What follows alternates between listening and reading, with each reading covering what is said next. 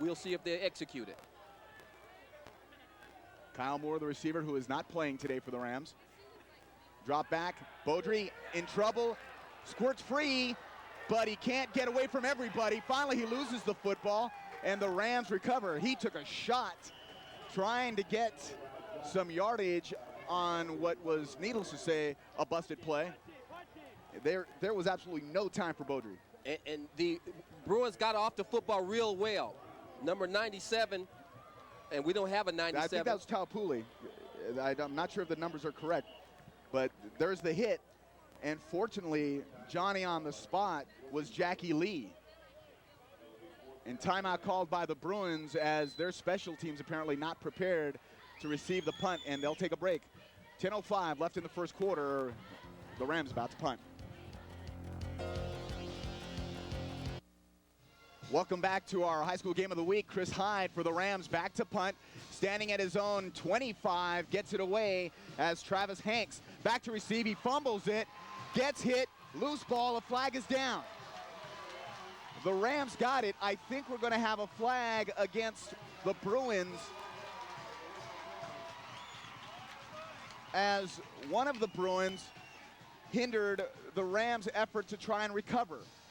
And we'll have to wait and see the call from Bob Campbell. The special teams for the Rams again figuring in early in a football game. This time, apparently, they recovered a fumble. The flag would have been against Travell Brown. You can see that the officials keep walking away from Josh Weller, and Weller just keeps following the officials. They want a little bit of privacy. They're going to say that the Rams do get the football. As the holding occurred after the fumble, it is declined, or actually occurred during the loose ball. See, watch here, as Travis Hanks loses the ball, is in nobody's possession. On the ground, it's a flag came down. That's where you just saw the tail end that Travell Brown had pushed number 17, Leyland Haas, out of the way and held him.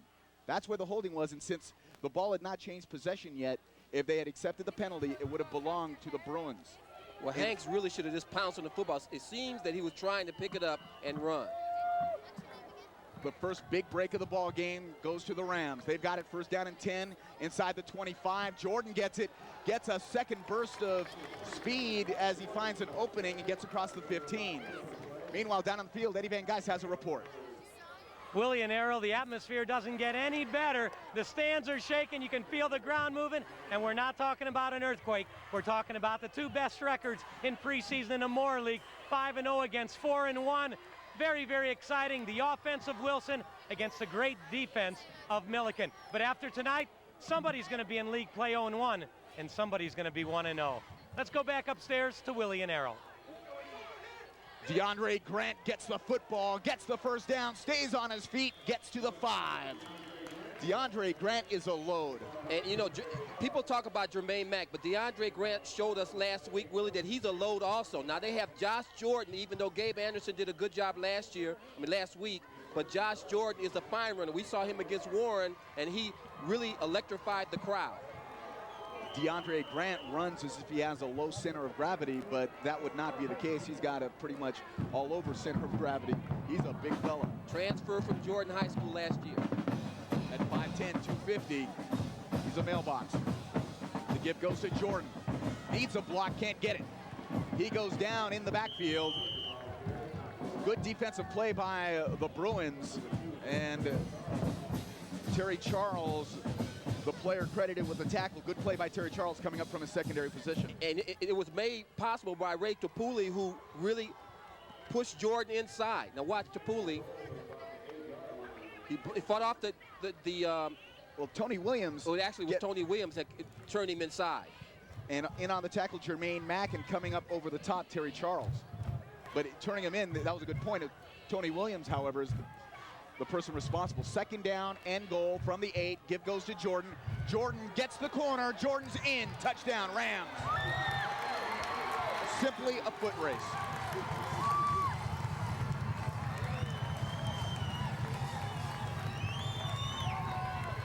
Special teams coming up big in this football game early. As in the third time that we have seen the Rams, they have scored early on special teams. They've blocked a punt, they've run for a touchdown on a kickoff, and now they recovered a punt and rushed it in for another touchdown. Point after attempt by Justin Schroeder of the Rams coming up. Placement's down, kick is up, a line drive, but it's good.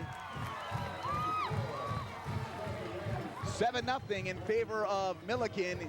This is what I meant by a foot race. Jordan going left side. All he's got to do is get to the corner, and he'll win the race.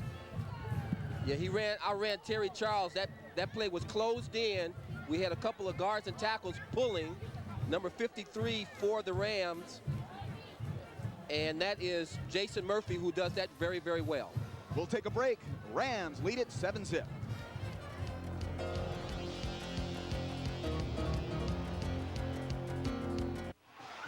Back to live action. The Rams go for an onside kick after scoring a touchdown, and it appears that they got the football.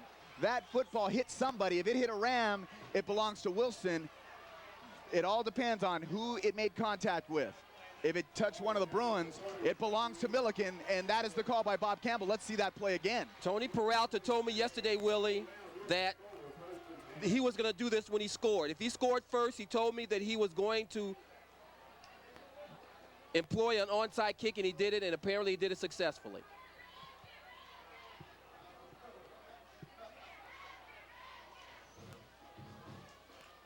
Unfortunately, we can't show it to you again. I think everybody would like to see that one again. Yeah, you know, it was really a nifty call by the coaching staff of the Millikan Rams. Took the Wilson Bruins completely by surprise. 8:05 left first quarter. The Rams have possession again.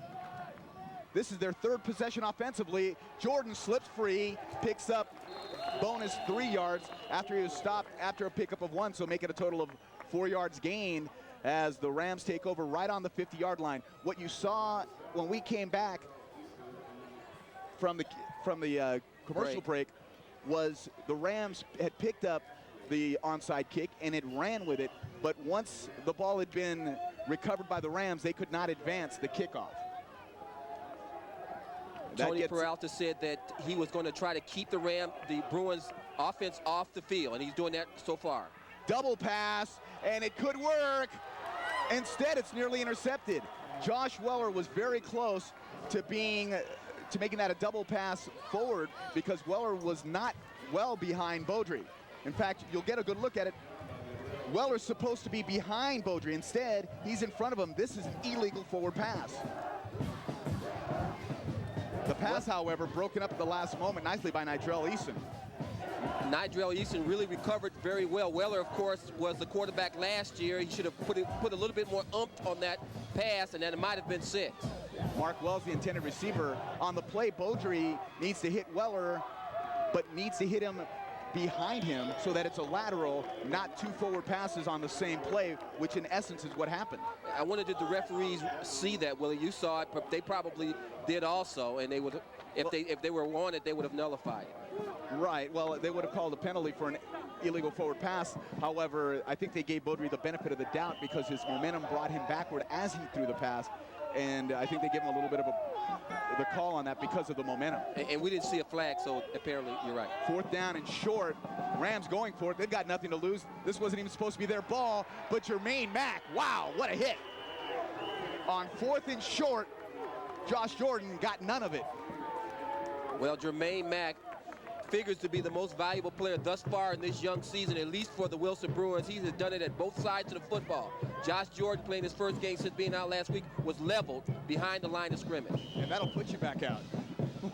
The way Mack hit him, that, after the troubles the Bruins have seen here in the early going, should bode well for Wilson. After all, they fumbled a punt. They lost their first kickoff to be received, yet they only trail 7-0. So the Bruins should think things are going quite well as Mack picks up about 6. Their quarterback, Derek Martin, who did such a wonderful job when we saw them earlier. Jermaine Mack, Dan Phillips, Jamar Haler, the backfield. Receivers, Nigel Easton, Terry Charles. And the line, Ray Taupuli, Jamie Ashley, Taylor Marshall, Kiri Dipp, and George Camarillo. Real fine offensive line coached by Greg Gibson for the Bruins. Now, you really can't arm tackle Jermaine Mack. If you're going to tackle this guy, you're going to have to hit him low and wrap, and 2 or 3 guys need to help him. The option, Martin pitches it behind Mack, who will pick it up and be in a whole lot of trouble. Still does not go down, stays on his feet, and almost gets back to the original line of scrimmage. He's showing quite a bit of heart. The secondary, Josh Weller, Alfred Durr, Leyland Haas. Linebackers, Randy Scott, Sean Smith, Alice Gardner, and Matt Schauber. And the line, Ferris Alfar, Michael Odom, Javier Alvarez, and Koto Taufi. It's going to be a long night for the Rams defense if they don't start tackling Jermaine Mack better than they have early. They had him trapped for a big loss. A poor pitch on the part of Derek Martin. Now watch this. They hit him hard. They hit him hard, but he just is a determined runner.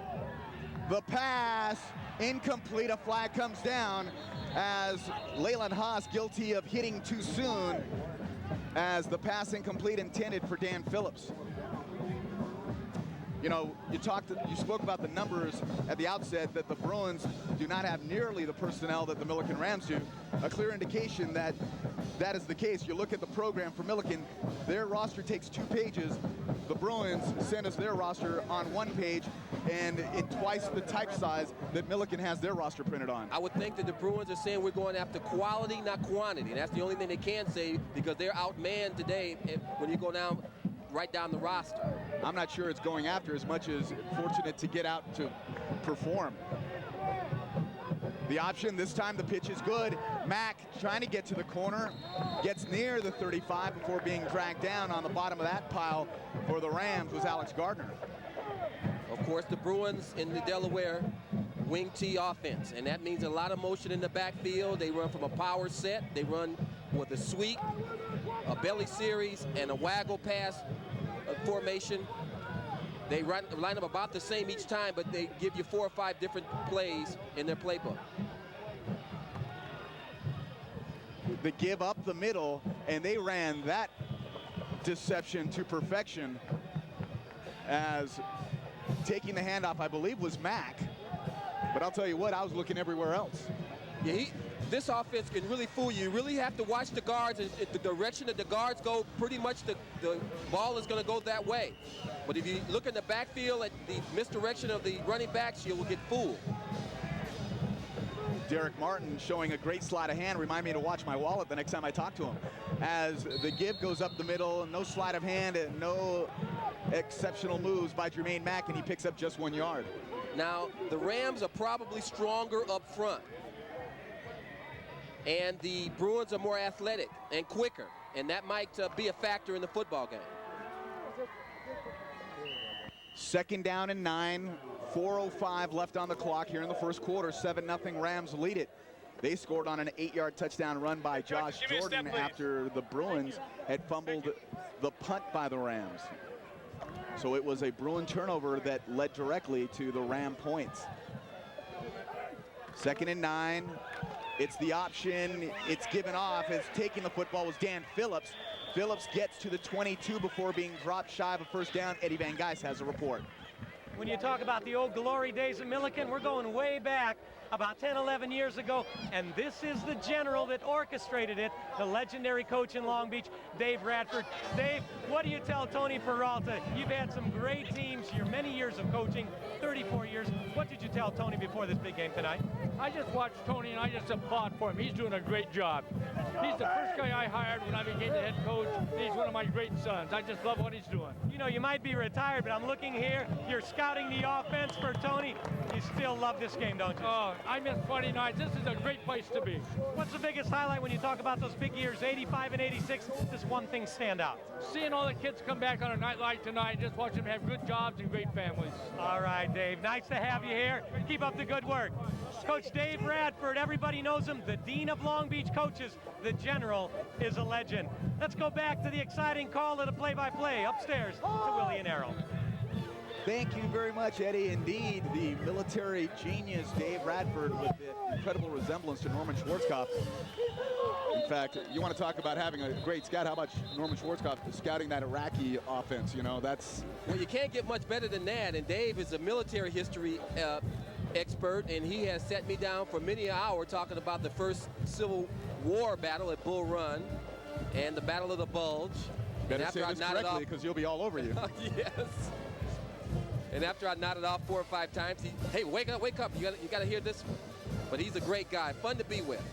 The call against the Bruins, as the Rams have indicated. Let's see what the guy in stripes has to say, Bob Campbell.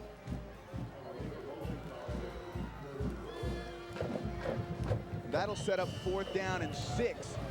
The Bruins, as we've said before, too far away to kick a field goal, too close to punt. They've got it at the 25. It would be a field goal of 42.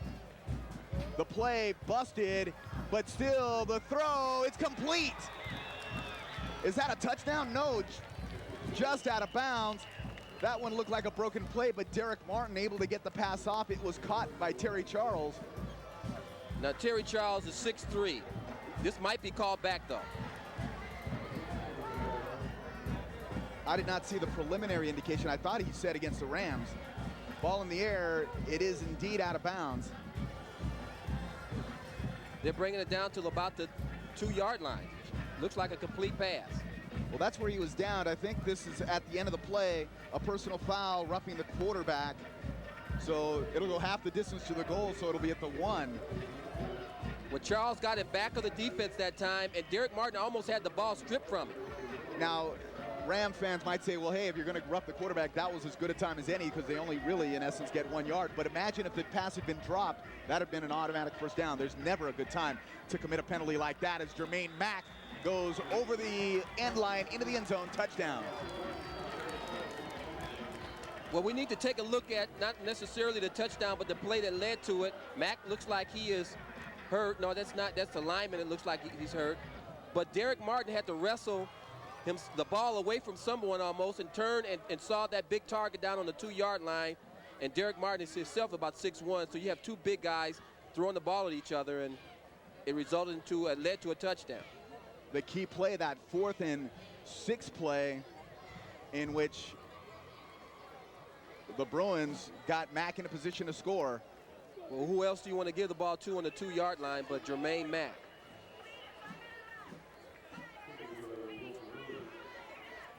Point after attempt, kick is up, line drive, not pretty and no good. Kicking it was Jamie Ashley, not your prototypical kicker at 6'2", 200, and it showed. 7-6, Rams leading.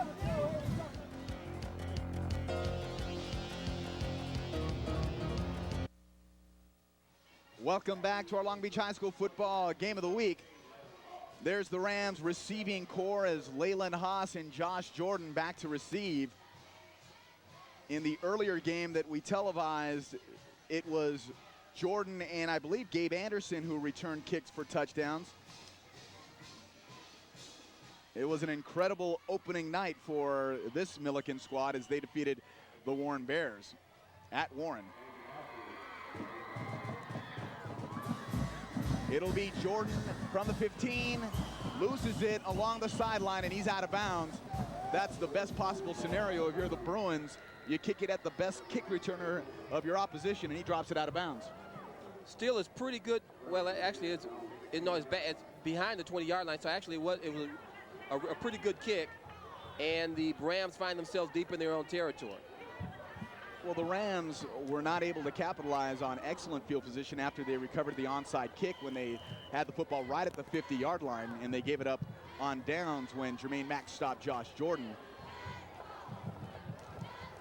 The Bruins able to eventually score on that drive. 2:06 left in the first quarter. This is DeAndre Grant. Grant gets solo tackled by Terry Charles, but Terry Charles had to virtually tackle him twice in order to get him down. We're seeing 2 hard punishing runners tonight at both ends of the football. DeAndre Grant, watch him here, behind some fine blocks and some good individual efforts, finding the hole, and he's a tough person to bring down. Terry Charles just kind of drags him down, and of course we see Jermaine Mack when he gets his hands on the football, he's a tough load to bring down. We have an injured Ram on the field. That is one of the Ram offensive linemen, I believe. That's number 53, Jason Murphy. We'll check it out. Back with more. 1:52 left in the first.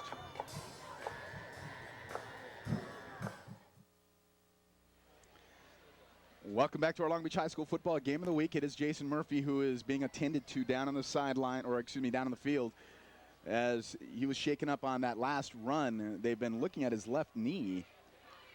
Let's take a look at the play. Let's see if we can see what happens to Murphy. There he is. You can see that one of the players comes in from behind and traps his legs. That is on the right side of the screen. It was number 97, I guess that would be Ray Taupuli, who was pushed into the back of the legs. That doesn't look good. Murphy. Jason Murphy is one of their best offensive linemen. He's the pulling guard, has good speed and good feet. And he's an important clog in that very fine and experienced offensive line for the Rams. Great work by our CBI sports team, led by producer-director Rob Meckimson. Not only grabbing the shot, but able to bring it back. Hopefully he'll be able to return. 2nd down and 3 coming up for the Rams. They lead it by 1. They took the early lead. The Bruins answered, however, were not able to convert the point after attempt. That has been a bugaboo for Moore League teams during the past few years. Remember Pauly losing to Mater Dei? Jordan got hit at the line. That'll bring up 3rd down and 4. The Bruins are sending everybody. Yeah, they're sending everybody, but the Rams are missing their blocks. And, you know, as you watch it right here, it should be like synchronized swimming when you're blocking, but someone did not pick up Jermaine Mack. And number 79, Anthony Casey. Just say Jermaine Mack, and I got a feeling you'll be right most of the time. Most of the time. You can't be wrong when you're looking at that guy. He is a demon in red and white right now. Jermaine Mack is everywhere. He's their middle linebacker. The pass complete to Jordan, one-on-one, trying to slip a tackle, can't do it, and he goes down. Thinks better of it, but that'll set up 4th and short. But I've got a feeling the Rams are going to have to kick it. They're far too deep in their own territory to try and go for it. That was a nice open field tackle by the corner over there. And I was talking to the Bruins coaching staff, and they were concerned about the footwork and technique of their defensive backs in their first 5 games. And on that particular play, that was a nice open field tackle. It's 4th and a yard, and indeed, the Rams appear to be punting. But the Rams also onside kicked after scoring the initial touchdown, so anything is possible here. Chris Hyde off the inside of his foot, but he's going to get a tremendous bounce as it's going to roll inside the 30 to the 25. He's going to say he planned it that way.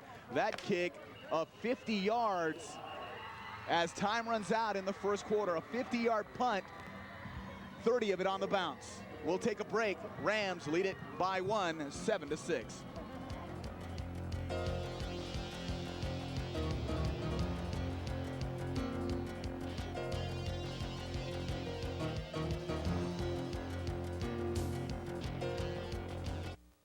Welcome back to our Long Beach High School football game of the week. Remember at the outset I mentioned that 4 years ago they had Parents' Night here, and when the parents were out on the field to be honored at halftime, nobody was in the stands. Well, things have changed here at Millikan High School. This place is packed.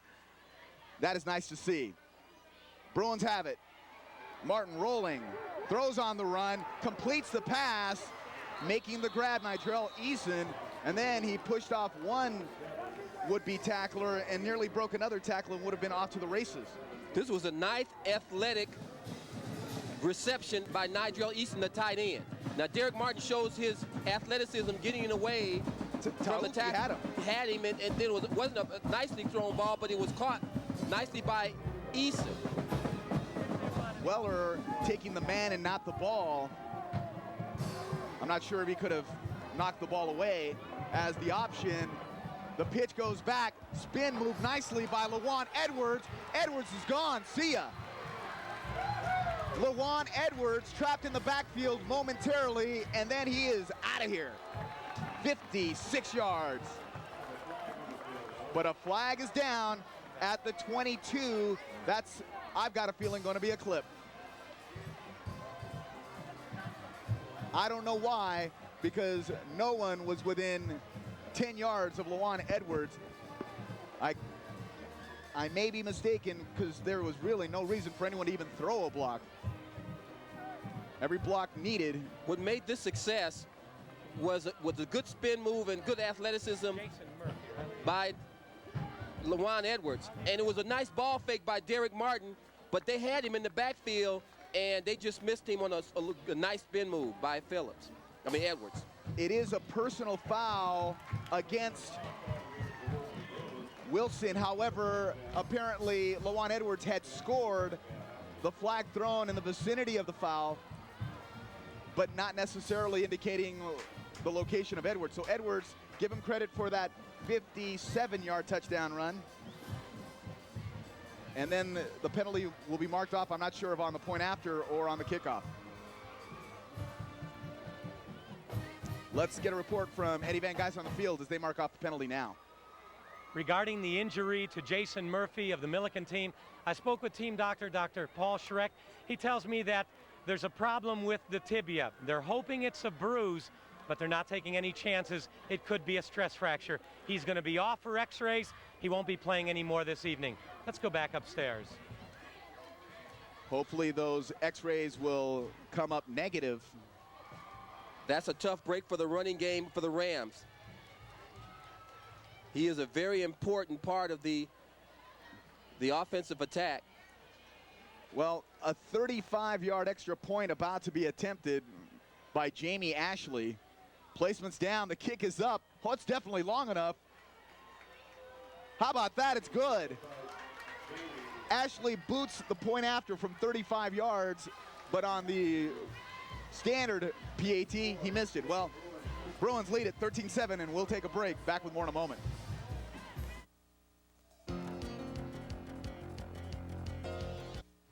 Welcome back to our Long Beach High School football game of the week. I'm Willie Padilla, along with me, Errol Parker, Eddie Van Geis, the rest of our CBI sports crew.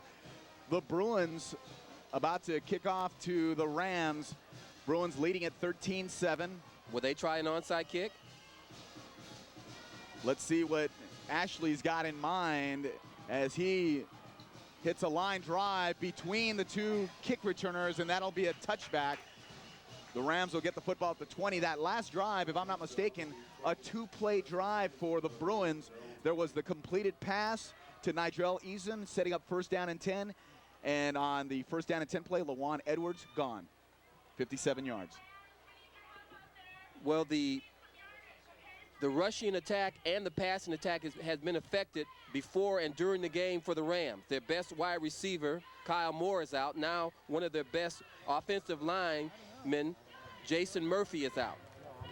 Now you mentioned the Rams with all their personnel might be able to wear down the Bruins. I don't think allowing them to run like mad was part of the strategy, however.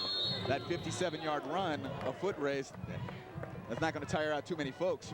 That was a nice athletic run by Lawan Edwards. There was some, I wouldn't call it poor tackling. It was a nice individual effort by Edwards, but they had him in the backfield. And then after that, it was a foot race, and Lawan Edwards is a very speedy back. Not poor tackling, absence of tackling. Well, they had him in the backfield, and he should have wrapped him, and it should have had some help, but the help didn't come in time. And as you mentioned, a great athletic move by Edwards to squirm free, and the rest was a foot race. Jordan gets by Eason. He's out of here, but Nigel Eason with a nice tackle. We're looking at runners that could break at any time on both sides of the football. The Rams have Josh Jordan, and then, of course, the speedy backs, a bevy of backs by the Bruins. And he changes his hands with the football. That shows the sign of an experienced runner. First down and 10 for the Rams. Football now at the 33-yard line. Rams took the early 7-0 lead, have given up 13 unanswered points to the Bruins. Winner has the inside track in the Moore League. Of course, any Moore League title hopes have to run through Long Beach Poly.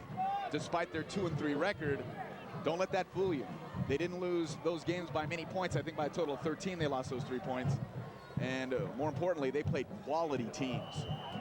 The Rams keeping the the football on the ground. We haven't seen any passing, to my memory, that the Rams have employed. They've kept the ball on the ground, and Jordan has done a good job. They even have Gabe Anderson in reserve, along with DeAndre Grant. Beaudry has had absolutely no time to pass when he has dropped back. That's going to mitigate your passing game, as it's a reverse to Hyde. Hyde has a blocker and a lot of room. To the 50, he gets tripped up across midfield, as tripping him up was Travell Brown. Hyde, not one of the fleet of foot Rams, but had enough wheels to get to midfield, and he was being led by a blocker with even less speed. Nice ball fake and good blocking in the backfield by Josh Jordan. Dan Paramaki leading the way. You see the pursuit. Yeah, the pursuit is nice by the Bruins, and they cut him off at the pass, but not before he gets a first down. If you see a Josh Jordan with a football on a play like that, that could be a touchdown. Long pass by Beaudry, going for Weller. No flag on the play. That was not a catchable ball to begin with. There's no way in this universe that Weller catches up that pass. Now, that ball was overthrown, but again, the weakness of the Bruins is their cornerbacks. The folks that are booing hopefully will also be watching tomorrow. And that ball is overthrown, but number 7, you got to be sure about this. Nigel Eason, was beaten on the play. They're going to do that all night. You got to be sure about And that would be that guy can't cover the fade. a case where both players going for the ball, their footwork got tangled up, and both players go down. Second down and 10. Beaudry doesn't throw that quite as far. Then you've got a legitimate beef. 9:18 left, second quarter. Well, the Rams not on the same page, as Grant and Weller were downfield, and the Rams offensive line still in its stance. That'll be 5-yard penalty against the Rams, setting up 2nd and 15. The Rams haven't made a big mistake like the Bruins did in fumbling the punt, but they've done a lot of little things that have hindered their path. Like not being able to tackle Jermaine Mack and some of the other running backs for the Bruins, and that's been a big mistake. Don't forget that the first touchdown the Bruins scored was one play after the Bruins converted a 4th down and 6. Gabe Anderson, the lone setback in the backfield. He gets the ball on the draw, gets to midfield for a pickup of 3, and that's it. First time we've seen Anderson tonight. He had a big game last week against Linwood. A nice idea, draw play, but your middle linebacker has to always be keen on the running back, and he stayed at home and made a nice tackle.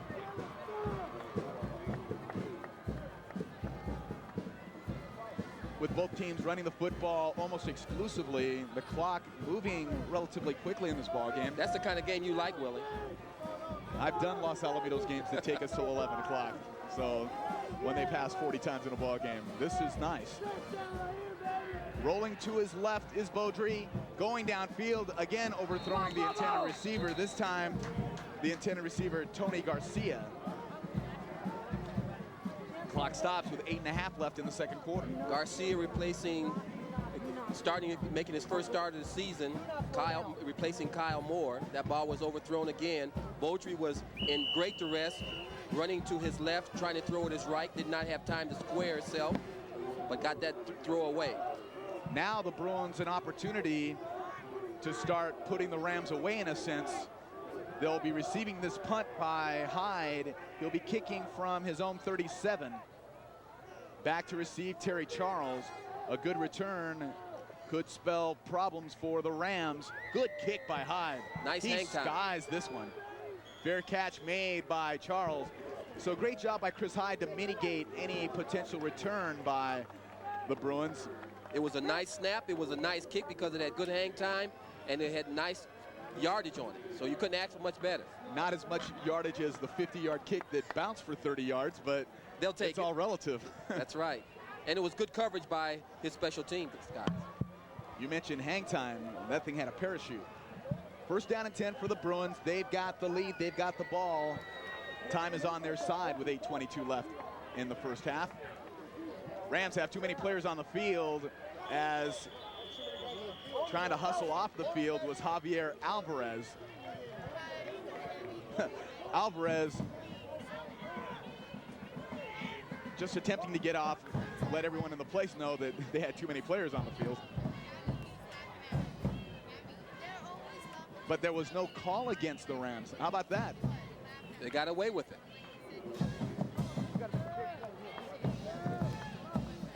Alvarez was in a full sprint trying to get off, too. The give up the middle. Nice pickup for Mack as he gets to the 25, a couple yards shy of a first down. So on 2nd and 13, he picks up 11. I had a chance to talk to Jermaine Mack just yesterday, Willie. A nice young man. I asked him, did you think that you would have over 800 yards going into the 6th game of the season? He said he would have been happy with 500 yards. Well, he has really outgained himself now. The give to Mack, who battles, gets near the first down, but I don't think he got enough. Mack literally trying to crawl his way to a first down. That shows a lot of gumption and, I tell you what, a lot of heart. Mack did just about anything and everything he could to try and attain that first down. It'll depend on the spot. We've got a measurement, and he got a very, very fortuitous spot. On that spot, he got the first down, but from what I saw up here,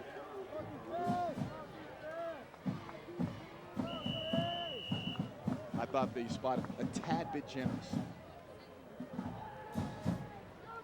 Clock ticking, 7:05 left.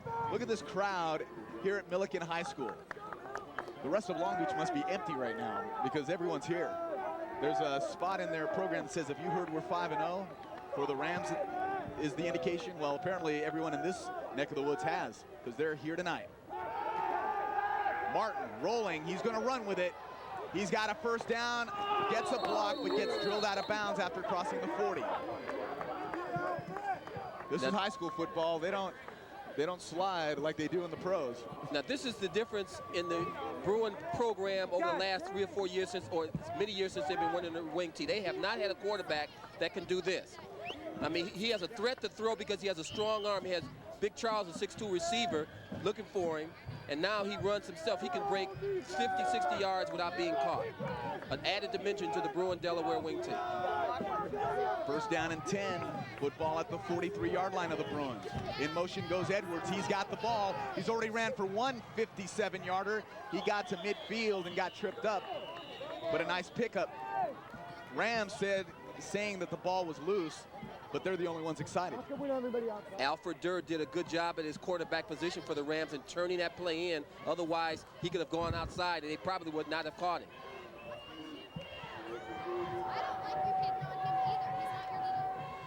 The PA system at Millikan making like Jimi Hendrix. As we're playing with the feedback a little bit. That gets a few nods of a send down the press box row. As Martin drops back, not much time and not much on it. Martin just got rid of that one as the rush on him immediately. Pass intended for Dan Phillips.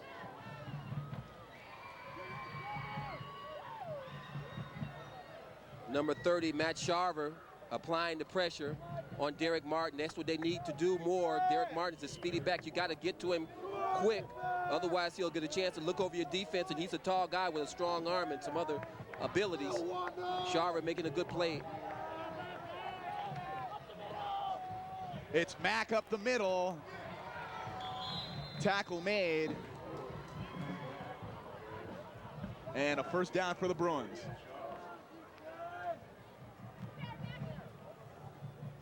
Watch Jermaine Mack. Just a straight power run, and there's some nice blocking up front.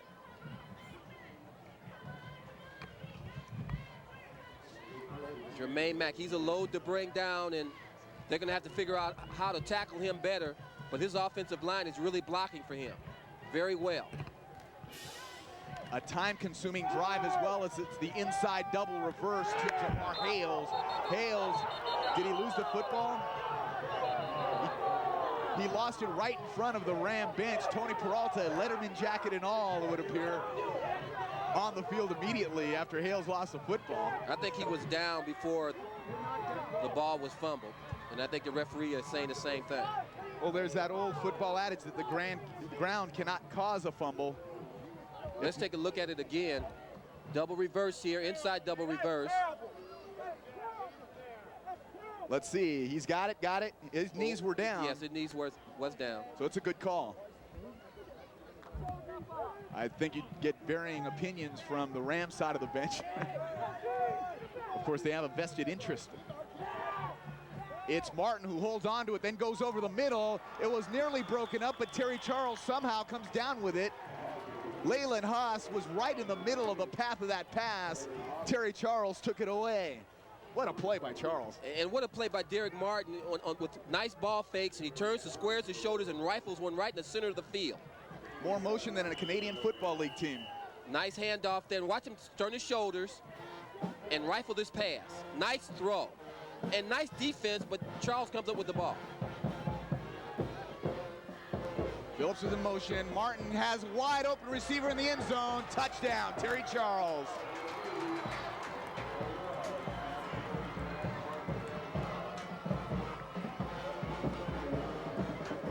Well, it looked like Matt Sharver was fooled on the play, and the Delaware wing tee will fool you if you watch in the backfield. You think? Yeah.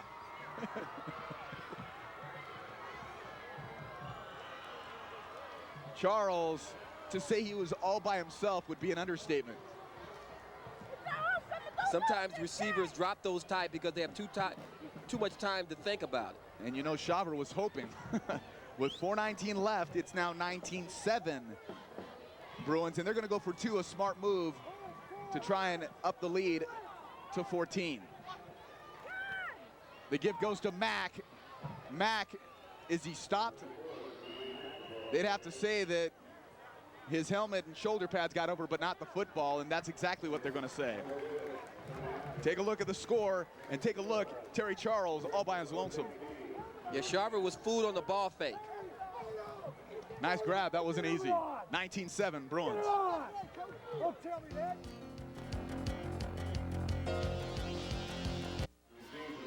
Welcome back to our Long Beach High School football game of the week.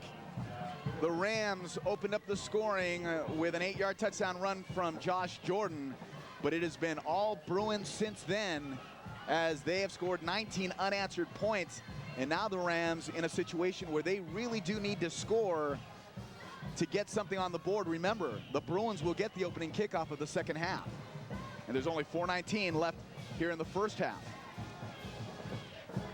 Line drive kick through Leyland Haas's hands, and that's a touchback again as Ashley, he may not look like a kicker, but he's doing everything a kicker can do as that one goes right between the two returners. 19-7 Bruins.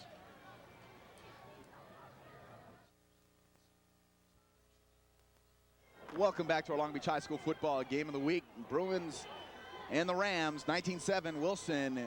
First down and 10. Rams have it just outside their 30. Pass, a lateral to Jordan, trying to find some running room, picks up 4. While we were away, there was a 10-yard run by DeAndre Grant. He took so many Bruins for a ride, he should have charged fares. Long Beach Transit District ought to take a look at this kid. Certainly should. He's a hard punishing runner. Now in that last play, Beaudry swung his wide receiver his running back Jordan out in the flat, and he picked up about 4 yards. Now that's a nice play to kind of keep the Wilson's defense off balance. Second down, 6. Clock ticking. It's Jordan. He's got a hole. Gets Nice into the move. secondary with a nice move, but gets tackled again. One thing I think we've seen when the Bruins get into the secondary, their runner has much more speed than the Ram secondary. When the Ram runner gets into the secondary, the Bruins have speed to catch up. And there's no substitute for athleticism. I think Jordan was hurt, but let's look at this play. A nice power handoff. He does a little jitterbug right here in the center of the field, and it makes a nice move to get rid of Eason. But he just tackled from behind. He may have hurt his knee. Well, he had 3 players on him when he went down, and of course he did miss last week's game. So with 3:09 left in the first half, we've got a shaken up Ram, and we'll take a break.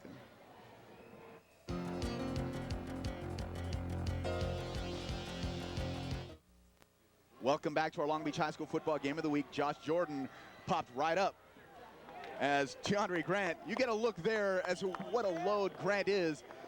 After being hit by 4 or 5 Bruins, he was still on his feet only to finally be leveled. Kind of like a redwood. Trying to bring one down. It's a nice straight power run, and he just drags a linebacker with him. I think that's Charles he's dragging with him, but his friends come and help him out. That could take its toll later on in the football game because you have a lot of Bruins playing both sides of the ball. And they're expending as much energy making tackles as avoiding tackles. But as I mentioned, that speed in the secondary for the Bruins has kept the Rams from breaking one. Beaudry, back to pass, under a rush, down he goes. Jamie Ashley, excuse me, not Ashley, that's 66, though we don't have a 66.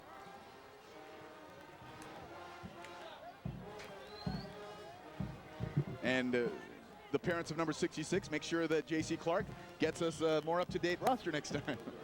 Yeah, well, that happens sometime. Tony Whoever Williams number also on the 66 tackle. is, busted a block and came right in and spoiled an attempted pass play by Beaudry.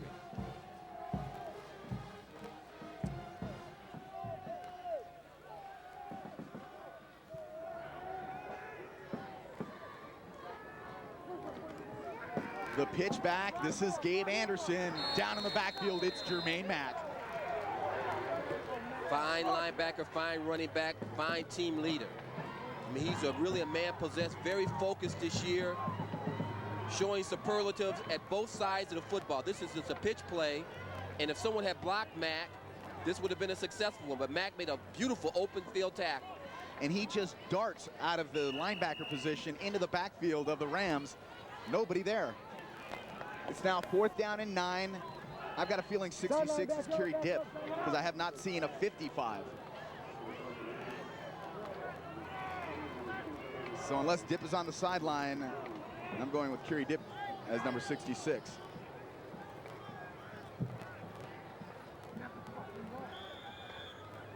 It'll be a penalty on the Rams for delay of game as the clock ticks down to 31 seconds.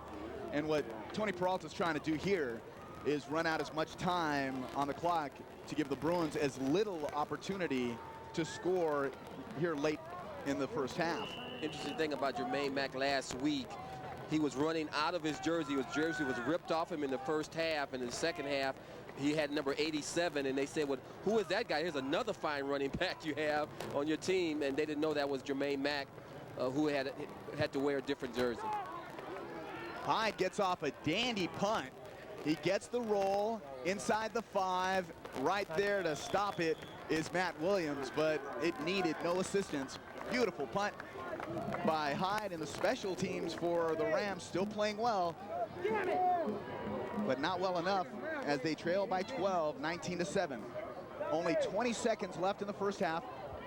We'll see what the Bruins are going to do. I think they're just going to take a knee, or they'll try and run a play. If they can break something off, great. But when you're this deep in your own territory, the last thing you want to do is fumble the football. They have shown themselves worthy of being one of the top teams around the area in this first half, scoring 19 points on the Rams to take a commanding lead here in the first half of the homecoming game for the Rams. The give to Mack. It takes 3 Rams to wrap him up at the 17. He gets close to a first down. I think he got the first down. Clock stops with 14 seconds left. But a couple Rams looked like they were just hit with hammers as they were backed up. Watch at the end. Bang. Durr and Sharver and some other friends helped him bring him down. Boy, that's a really tough tackle. Clock runs out in the first half, and the Bruins are excited as they run off the field, virtually gloating as they run to their locker room. There's still another half to play, but the way the Bruins played in the first half, they can't wait to get back at it in the second. J.C. Clark and his troops heading off. A very emotional Bruin team coming here to Millikan to score 19 points on some big plays. Derek Martin showing some athleticism and giving it his his running backs and wide receivers plenty play. Meanwhile, Eddie Van Gys has Tony Peralta, head coach of the Rams, down on the field. Let's go down to Eddie. Coach Tony Peralta, your Millikan Rams down 19-7. What do you got to do in the second half? Well, we got to get some first downs and move the sticks. We knew they'd get their points, and they're explosive. But we haven't been able to move the sticks long enough and control the ball long enough to keep them off the field. We had our guard go down, and that hurts us. But we have another guy we'll throw in there, and we're going to keep trying and keep going after it and get some first downs. We moved the ball fairly well, had a couple big mistakes, but I'm pleased with where we're going. All right, Coach, good luck in the second half. Thank you. All right, fellas, it's going to prove to be a great second half. A lot of noise here. I got to tell you, the spirit is something special. It's homecoming here at Millikan, and we've got just the greatest start of more league action on our telecast this evening. Let's go back upstairs to Willie and Errol. It is halftime, 19-7. The Bruins lead it, 3 consecutive touchdowns unanswered after the Rams opened up the scoring, and that's where we're at. We'll take a break. We'll be back with more coverage on our Long Beach High School football game of the week in just a few moments.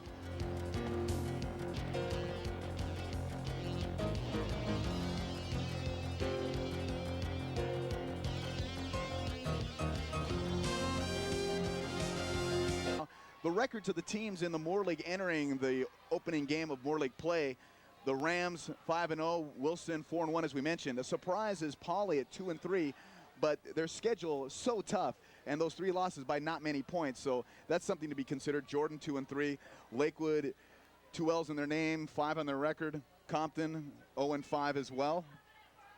Millikan built their 5-0 record with the wins over these teams. Same teams that basically they lost to last year, so a good turnaround for the Rams and head coach Tony Peralta. The Wilson Bruins built a 4-1 record. Their only loss during this 1996 season to Division I St. Paul. All those other wins against non-Division I opponents. The Jackrabbits, I mentioned earlier, their losses by not much to Nevada by 6, by 7 to Antelope Valley. That would be 13 points, and the 1-point loss to Esperanza. So 14 points, the total points that they've lost their 3 games by. Jordan 2-3, big win over JW North, the defending CIF champion St. Bernard a couple weeks ago. And then the last 2 teams, including Lakewood, 0-5. Welcome back to high school football in the second half as Nigel Eason has a hole, cuts back, but he's tripped up as he crosses the 40 by Leyland Haas. I tell you, the Bruins, just so much speed. And at both ends of the football, not only when they have the football, but when they're chasing down speedy backs and hard running backs, they can make up for mistakes. They recover real well with their speed.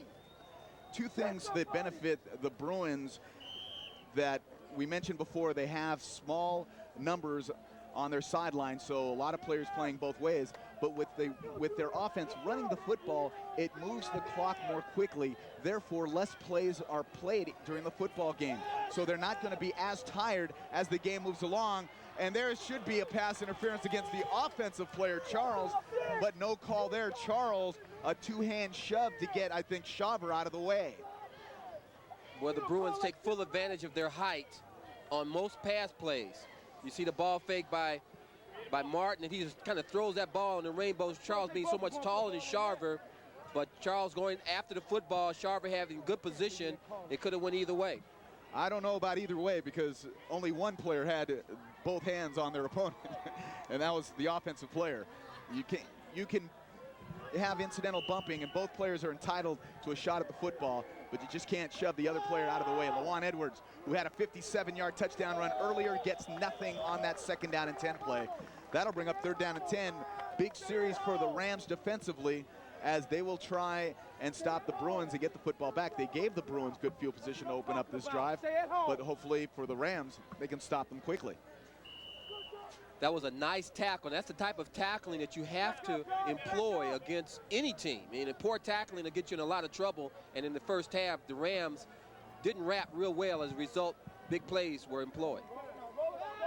Martin rolling to throw, has a man, but he's in double coverage.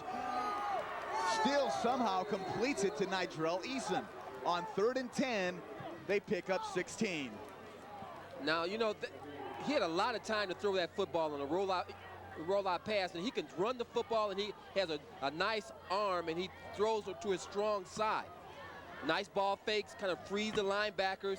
Good blocking, a lot of time to look over the defense. And he throws that football, and the tight end on a drag completes the pass. Nigel Eason. I have not seen a quarterback in this league that can throw as well on the run as can Derek Martin.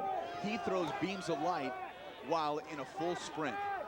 Martin holds on the football, throwing, and it's batted away and nearly picked off by Sean Smith. Now that is what the Millikan defense needed. Sean Smith, if he could have held on to the football and gained possession by the Rams, that would have been a big defensive break for the Rams. But it was to naught. He had that football in his hands, tried to run with it, and couldn't handle it. Smith, with so much padding on his hands, it would have made it tough just to feel it. But he was right there.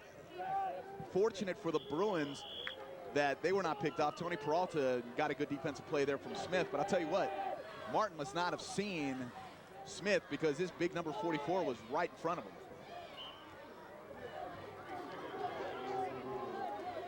Clock is stopped, 2nd and 10.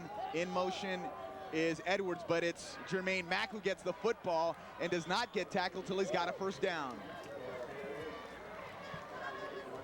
Until the Rams can stop the good blocking up front by the offensive line of the Bruins and tackle Jermaine Mack earlier, they're going to be in for a long night. Great block by Jamar Hales. And then it takes Schauber and number 95 fires Alper to bring down Mack. First down and 10 from the 26. Up the middle, it's Mack. Mack breaks free, he's gone, touchdown.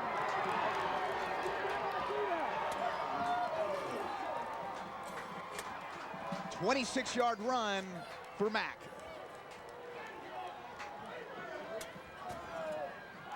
He doesn't need much of a block. All he needs is some daylight, and he's a load to bring down, and that has been much of the story tonight. In this third quarter, it's oh so important for the Rams to stop the Bruins on the opening drive, trailing 19-7. Instead, converting on a 3rd down and 10 play, the Bruins keep their drive alive, and then they get the 26-yard run by Mack. Point after is good, 26-7 Bruins. Oh, there's some good blocks by number 56, Jamie Ashley, and that's all he needs. This guy comes from his linebacking position and makes good tackles in open field, and he runs right up the gut against you and dare you to tackle him, even in the 3rd and 4th quarter. And classy after the touchdown, gotta love it. 26-7 Bruins.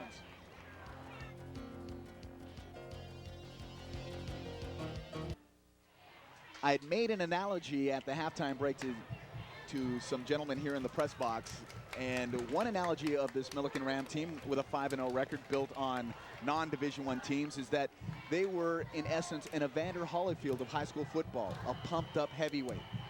And that, I think, is starting to show itself as the Bruins, an inferior record per se, but they're showing that they have true talent, and the pumped-up heavyweight is being shown.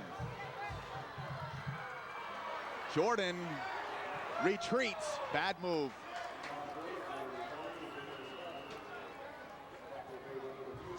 Well, when you're trying to make something happen. Well, the General Dave Radford would tell you that was a bad move. You don't retreat. No, you don't. You try to keep going. You can only get one touchdown at a time. And he gets up to almost like the 15-yard line and spins away from one tackle. Looks like he had a little bit of daylight. But there again, the team speed, there's Charles turning him around. And he goes back about almost 10 yards and makes a nice gain takes away a nice gain. I think you were right with what you were about to say. He turns a nice gain into a short one as the 1st down and 10 play gains about 7. A nice run for the Rams. Was that Gabe Anderson? Or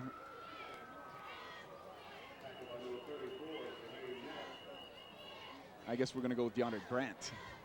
And a timeout on the field momentarily as they get something straightened out. Bob Campbell, our referee. And in fact, he's going to have both teams have a face-to-face meeting. Jermaine Mack meeting with Josh Weller, and let's see, that's one of the offensive linemen, number 74, Dan Paramaki. And did you see what Mack did when he walked over to his teammates, he made a hand signal like there's too much talking. And you could read that. You could read his hands from here. Yeah, the referees want to try to keep control of this football game. The Rams are frustrated right now. And needless to say, the Bruins are living large. Pitch back to Jordan, but I think he squeaks by the chain marker for a first down. That's such a dangerous play because it's a lateral, and if that pass is not completed to Jordan, it's a live football. Yeah, you have to have sure hands, but that's one of the things you have to do because they're in obvious passing situations. To get back in this football game quickly, they have to pass the football, but when Beaudry has dropped back, he's been under great duress. Now that's the second time I've seen that particular run to Jordan. I would not be surprised if Millikan is setting up for a play down the line where they run that play but run a double pass with Jordan passing the football. Jordan cutting back. There's just too much team speed by the Bruins. Too much team speed. I think it's an excellent point as we see the Rams fans trying to have a good time here, but it's nothing much to smile about. The Wilson Bruins have thoroughly dominated this football game starting in midway through the first quarter. Josh Jordan may be as fast as any of the Bruins, but as far as the Rams overall go, he's the only one that's shown any kind of speed similar to that of the Bruins. The Bruins secondary bring 3 or 4 guys that have the kind of wheels that Jordan has shown. Second down and 9. Beaudry rolling, he's got room to run. Here's that speed I was talking about. Jermaine Mack just chases him down. Beaudry appeared to be running for his life. He got a first down, but he just wanted nothing to do with Jermaine Mack. Well, Beaudry showing a little athleticism himself. Nice ball flakes on the power eye. And he just runs out of bounds here to get a first down and stop the clock. Look how far Jermaine Mack had to come from, and he cut him off. And if that sideline wasn't there, he would have caught Beaudry and hit him hard rather than just pushing him out of bounds. It's Grant. Grant, not much for speed, but he's not built for speed. He's built for power. And he's another fine power runner. You know, that missed interception by Sean Smith looms big in this first half. Now, they could have had possession of the football. And even though if they had not scored, it would not be as out of hand as it is right now. It is a 19-point difference, and timeout called on the field is Bob Campbell calling it, and we'll take a break going down to Eddie Van Geis. Millikan cheerleader segment part 2. This is Diane. She's a senior on the squad. Diane, how many cheerleaders are there? 15. 15. And how many hours a week would you say you guys work out? I'd say at least 8, 10. Yeah, we practice every day, every Thursday after school, and we're really spirited this year. We want to go to competition. We want to have fun. We just want this team to win. Jennifer, what's the most difficult aspect about being a cheerleader? It's just staying pumped up even though when we're down, but we're trying our best. And that's what they're going to do right now. They're down, but they're staying pumped up. The Millikan cheerleaders. Back upstairs. Like we had to twist his arm.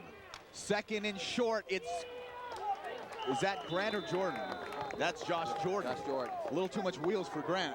He spurted through the line and got the first down at midfield. You know, it was imperative. Actually, the Millikan Rams got what they wanted. They jumped out in front of this Wilson Bruin team, and they had them back on their heels. They could not take advantage of it after that. And then the big plays became dominant in the first half, and now it's continuing in the second half. Not good news for the Rams. I would say the pivotal play, indeed, after the touchdown, and the Rams got could be a double pass. No, it's a run after the grab.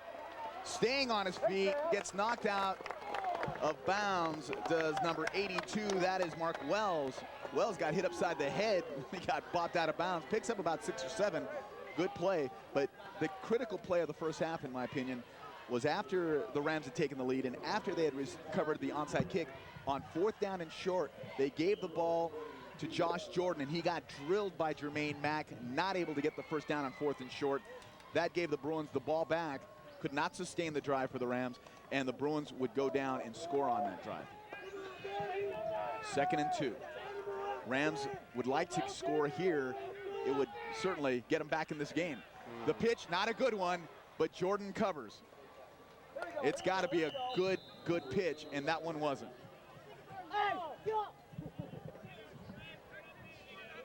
Clock ticking, 7:03 left in the third quarter. And it appears that the defensive line for the Bruins is getting off the football a lot quicker than the offensive line for the Rams. And at this point, you have to wonder about that. Are the Rams feeling like they're a beaten football team 26-7 here in midway through the third quarter because the Bruins seem to be more energized? Well, the Bruin pass rush has given the Rams virtually no time to pass, so their aerial attack has been non-existent. Jordan. The pass, quick to Wells. Wells wrapped up immediately and for a loss of yardage. Again, a lot of pressure by the Bruins. If it's not on the quarterback, it's on the intended receiver. They're utilizing their position in the football game and their team speed to understand what the Millikan Rams have to do to get back in the football game, and they're nullifying it. That was a nice little hitch pass, but number 23, that is Dan Phillips, a running back and an athlete. Again, speed. Dan Phillips, who we may not call his number all that often, but look at the speed on that play. Not a high kick as high as we've seen, but it'll get, as we've seen, a Ram bounce, and it'll roll inside the 10 to about the 8 out of bounds. They'll mark it at the 9. The punting attack for the Rams has been superb. It certainly has. Their special teams are probably as good as it gets in the Moore League. I mean, they've scored mostly off their special teams in the 5 victories they had. It's really keyed real well in their 5 games. Take a look at the full house here at Millikan High School. 4 years ago, you could have swung a microphone and not hit a body. Not tonight. Place is packed. And that is something nice to see. Now, if the Bruins can do the same thing and start filling up their place, they've got an outstanding football team. They need some fans to support it. They've got some folks out here tonight, a lot more than we saw when they were at home against La Mirada. You've got a winner, Wilson fans. All they need is the support. Right now, they're winning 26-7 in their Moore League opener. As you take a look at one of the Rams who's been shaken up, that is Alfred Durr. Fine cornerback, Alfred Durr. Jason Bell, one of his proteges, now at UCLA, a fine cornerback for the Rams last year. Second and a couple. Bruins have had themselves in excellent field position in terms of not being in third and long all that often. They find themselves in second and short, third and short, and with their kind of running attack, they're so difficult to stop. And even in third and long situations, when you have a wide receiver like Charles, who's a 6'2", can go up and get passes, you're not in as much trouble as the Rams having a shorter quarterback and even their best wide receiver out of the football game. And absolutely no time to pass. Yes, when you know you have to pass, that those linebackers are teeing off on you. Well, one thing I think that the Bruins have been very effective in has been getting Derek Martin to roll on his passes. That gets him away from any potential rush as Jermaine Mack breaks 2 tackles, goes into the secondary. If he breaks that tackle, he's gone as Shaver makes the touchdown-saving tackle. Jermaine Mack does not run away from a tackle, he runs into it. Yeah, he attacks the football. I mean, he attacks his tacklers. Before they get a chance to take a good hit, he hits them, and he continues to bowl over them. Breaks those 2 tackles, and then he could have broken to the outside, but no, he wants the inside. Now that was almost a clip by Charles. Let's take a look at that. Very close. On Weller. Terry Charles. Actually, that was a clip. I mean, his head was not in front of him. I've seen blocks like that not called clips, but generally that is a liberal call at best. That was a tough block. But the important thing for fans of both teams is what the scoreboard has to say. 26-7, Bruins lead it. 1 touchdown in the first quarter, 2 in the second, 1 so far here in the third. Clock ticking towards the 4-minute mark.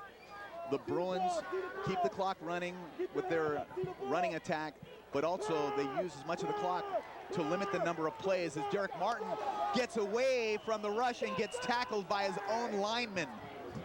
Ashley, Jamie Ashley bumped into his own man, knocking him down. Excuse me.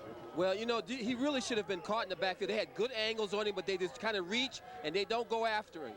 And of course, it's great athleticism on the part of Martin, but he really should have been sacked in the backfield. Nice hit, though, by Ashley.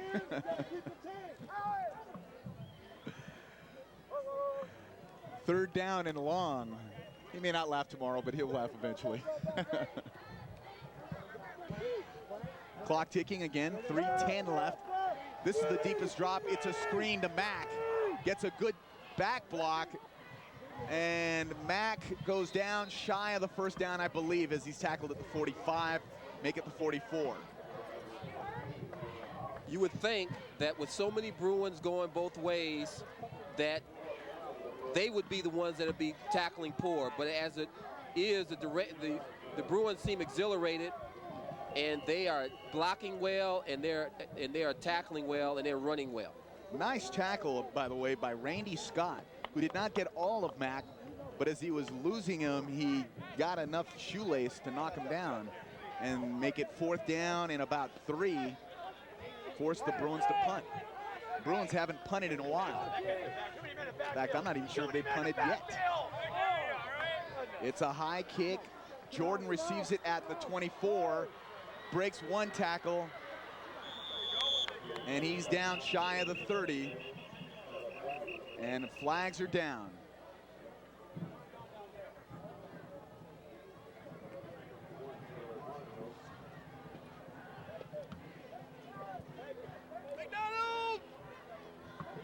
Let's check the call. It's procedure against the Bruins. And if I'm the Rams, I'm making them punt again.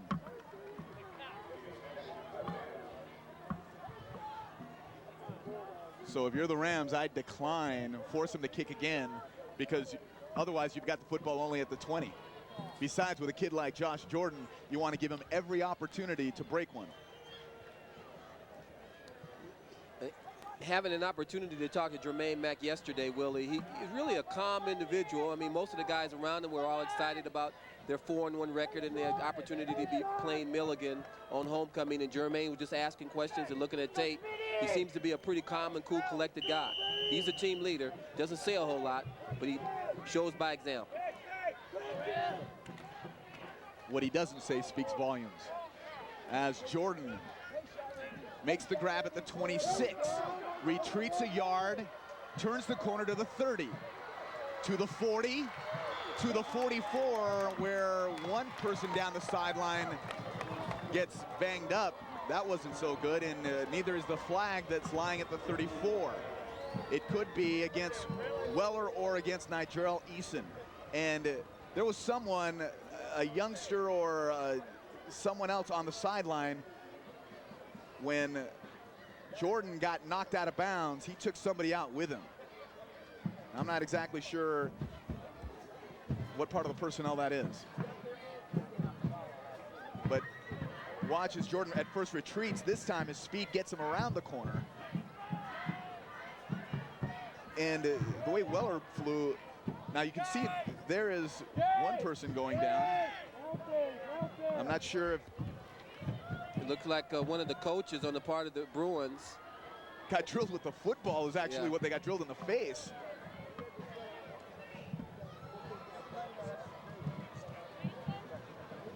Well, there's one of the negative points of being so close to the action.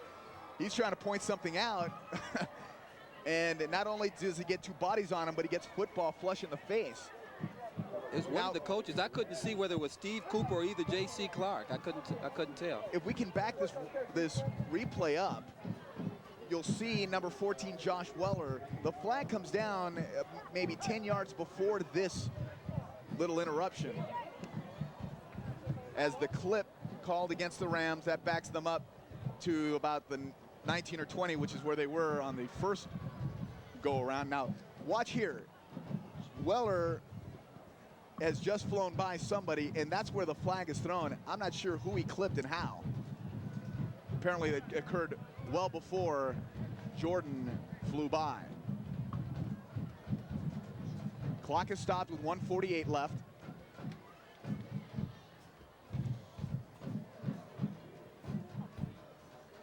(26-7). The score, we'll go ahead and take a break while they sort things out. It'll be 1st and 10 for the Rams when we return.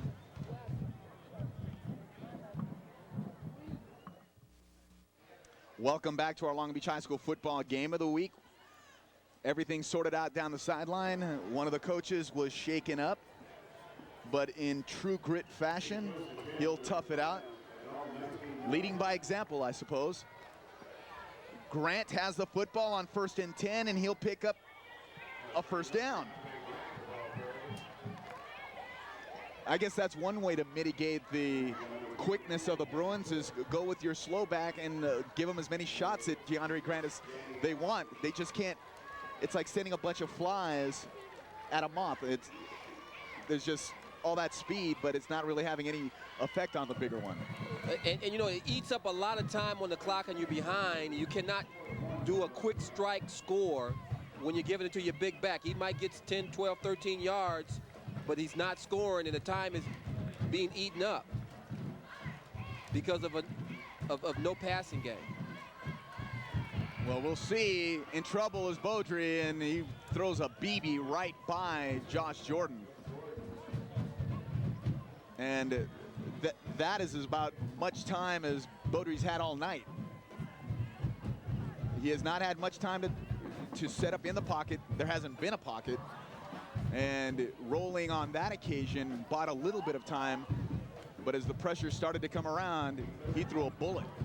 I think we can safely say, despite the strength and the bigness of the offensive line for the Rams, it has been nullified by the speed and strength of the defensive line and secondary and linebackers of the Bruins. It's 3rd and short, as Grant was marked an inch short of a 1st down. So on that 1 yard or 2 yard carry, he gets a 1st down. Now, this type of offensive strategy is good when you're in front of the football, when you're in front in a game, or either only one touchdown and back. But you can't really get back in a football game when you're running it like this, getting 8 or 9 or 10 yards. And even if you score and hit an extra point, a two-point conversion, it's still only 26-15. I agree with you. However, you can't get back in the game unless you score at all. And they weren't scoring with the way their offense was moving. As Wells, that is just a great play by Dan Phillips. Wells tried to slip Phillips. Phillips stopped in his tracks, reached out and grabbed Wells and brought him right down. That was just a tremendous play. There's just no fooling this Bruin defense. They're quick, good tacklers. Watch here. And when you fool them, their speed recovers for themselves. Not only was Phillips right there, but then Jason Flaherty, a 5'10", 195-pound defensive lineman, was right on top of him as well. Clock ticking, that's the final play. They don't even get it off. We've reached the end of the 3rd quarter on the 2nd down and 7 play, and that play will not count. As we'll take a break, 26-7, Bruins.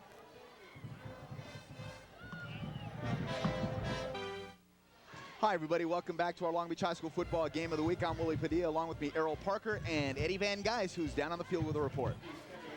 Willie and Errol on the Wilson sideline. One of the coaches was injured, and it brought back, I know you guys remember last year in Pro Ball, it was Green Bay and Dallas, and that very serious injury to one of the Green Bay coaches.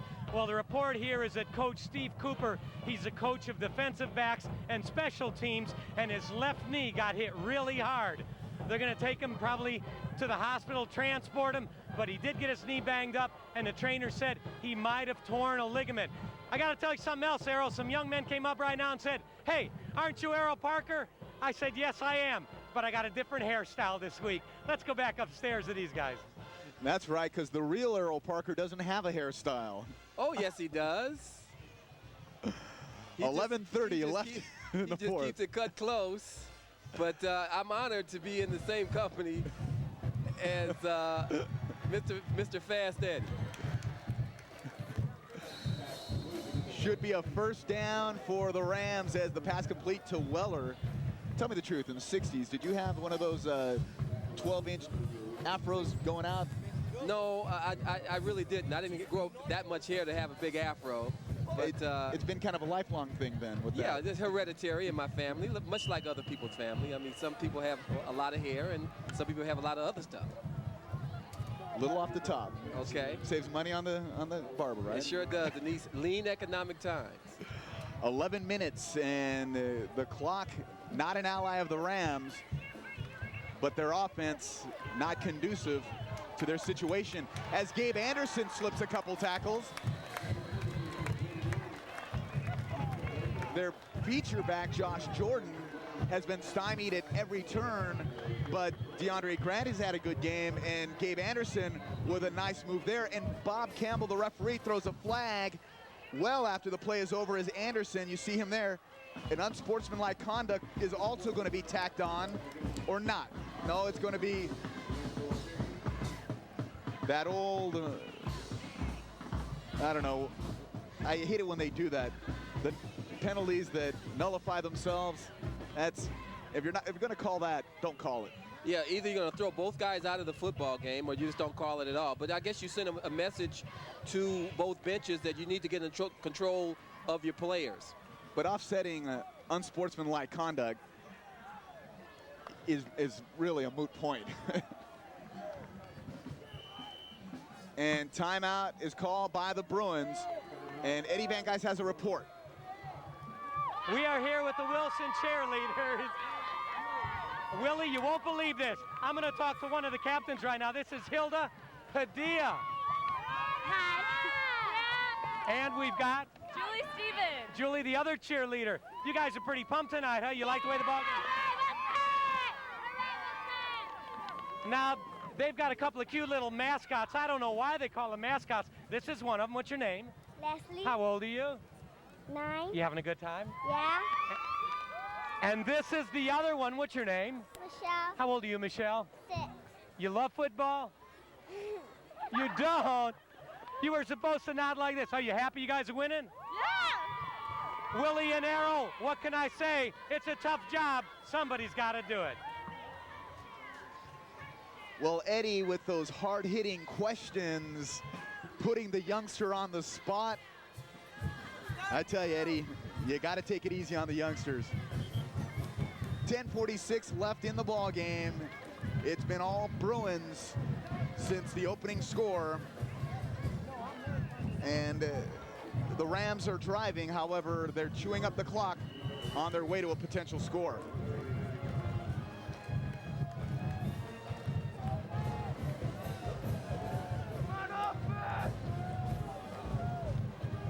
It's Beaudry on the roll. He's got a man, that's Grant.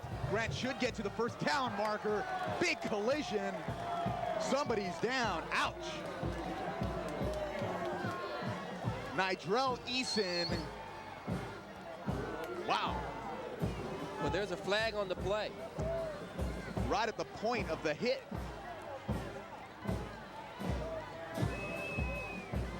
They send DeAndre out in the flat from his running back position and successfully passes the ball. Now watch this big collision. He attacks Nigel Eason before he gets a chance to get some speed. That's what I'm talking about, attacking a tackler.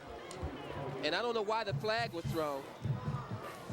I think, watch the end of the play. We'll watch the collision again, but watch, there's the hit. Now Weller blocked in the back. Again. That's just, wow, that nullifies a really nice play.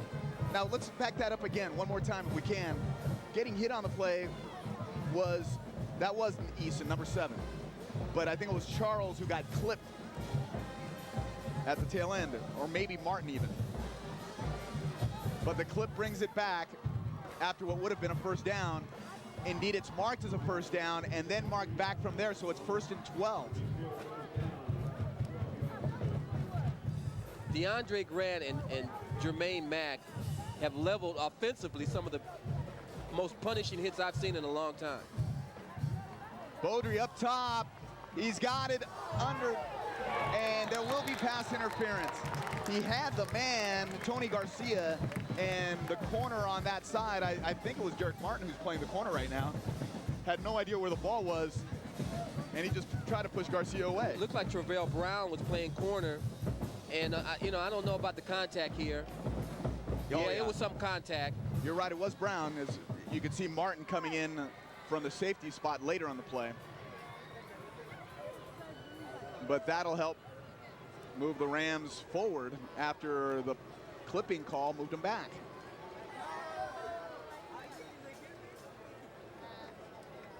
Meanwhile, Long Beach's finest, the men in blue, making an appearance over the friendly skies of Long Beach.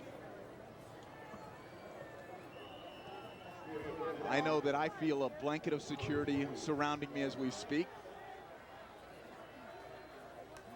A little Kevlar would probably make me feel safer, but Grant wrapped up by Jermaine Mack. Now, that would be a collision right there. Yeah, now you're talking about a real collision when you're talking about those two guys, because they are hard runners and hard players. That sets up 2nd and 4. If this were a tie ball game or a tight ball game, this would be the ideal offensive attack. Unfortunately for the Rams, their aerial attack has been non-existent because they have not been able to provide Beaudry with any amount of time in order to set up. So they've had to go with this running attack. Could be a double pass. No, it's Wells. He's got a block from Weller, and he's got a first down. Weller, who's been called for clipping a couple times, got a clean one this time on Charles. Nice drop pass, two-step drop, and a little hitch right here. Nice block by Weller. Actually, it wasn't Charles. It was you look like tripping on the part of, is it Charles? Yes, Charles. Dan Phillips was the player. Yeah. And that was in nice basketball, tripping. you'd have been tripping. I think in football, that might have been tripping if it was seen. Actually, in high school, I think you can get away with that. It's in the pro level that you can't trip. As Grant, and this is the guy I would go with until you get into the end zone, because he has been the only runner that's shown he can carry a couple Bruins with him. 2nd down and short, the Rams could get a first down without scoring a touchdown. Actually, the Rams have nice diversity in their back. They have power in Grant and speed in Jordan. If they had a passing game, and of course Moore is out, they'd even be tougher offensively. It goes to Grant. Coach Peralta listening to the man upstairs, being me, and stays with the big guy, DeAndre Grant. Touchdown Rams with 8:42 left.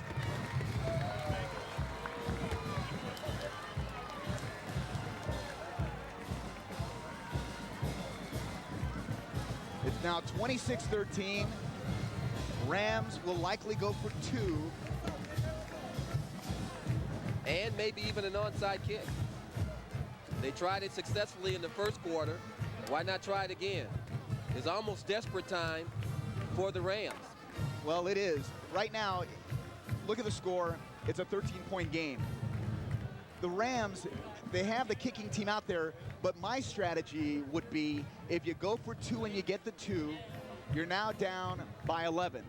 You could score another, if you can score another touchdown, you'd go for 2 again, then a field goal would at least tie it, and that would get the Rams even. If you kick for 1 now, you will have to score 2 touchdowns in order to win.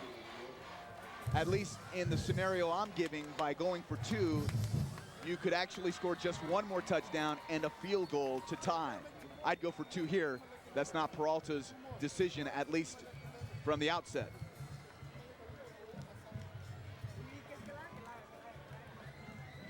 Juan Alvarado was taken off the field by trainers. He was injured or shaken up for the Bruins. Justin Schroeder on to try the point after, or is he? Placement's down, kick is up. It may have been grazed as there was a roughing the kicker in a big sort of way as Schroeder went down, and I believe it was Tony Williams who got him.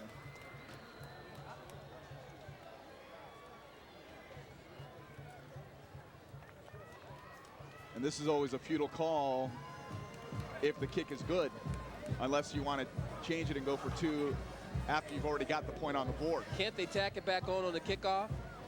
Is that possible? Let's see. Roughing the kicker. Kick is good.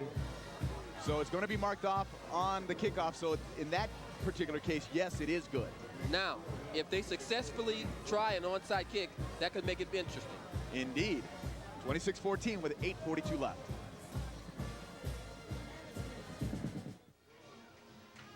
Welcome back to our Long Beach High School football game of the week. After the penalty marked off to the 45 of the Bruins, I would imagine it's an onside kick time. We had a shot of the 2 kick returners of the Bruins, but I don't think they're going to get their hands on the football because so close, the Rams would kick it into the end zone, making it virtually a 25-yard kick. This makes no sense. I'm sorry. The football is being booted from the 45. You've kicked it in the end zone. The Bruins get it on the 20. In essence, a 25-yard kick. That's all you're gaining on that. If you go for an onside kick and you don't recover and it only goes 10 yards, they get it on the 35, a difference of only 15 yards. And you really need the football. And that's what the Rams want. They want to try to get the football, but they elected to kick it in the end zone and take their chances with the Bruins having the ball at the 20. By going for 1, the Rams must score 2 more touchdowns. That means they've got to get their hands on the football twice more. And that means they also have to stop Jermaine Mack, and they haven't been able to do that all night. The way the Bruins have been running the football, the Rams will probably get it for 1 more drive, but 2 might be stretching it because the clock will run continuously as the Bruins will more than likely run the football. And should they have to give it up on a punt or whatever the case may be, that second drive will also consume time because of the running attack of the Bruins. Not unless they get a punt return for a touchdown. Assumption being they'll have to punt. Yeah, if they have to punt. And we've seen Josh Jordan electrify crowds early in the season, so hope springs eternal. Yes, you are the man looking for a silver lining. You must be positive in life if you're going to accomplish anything. 8:03 and ticking.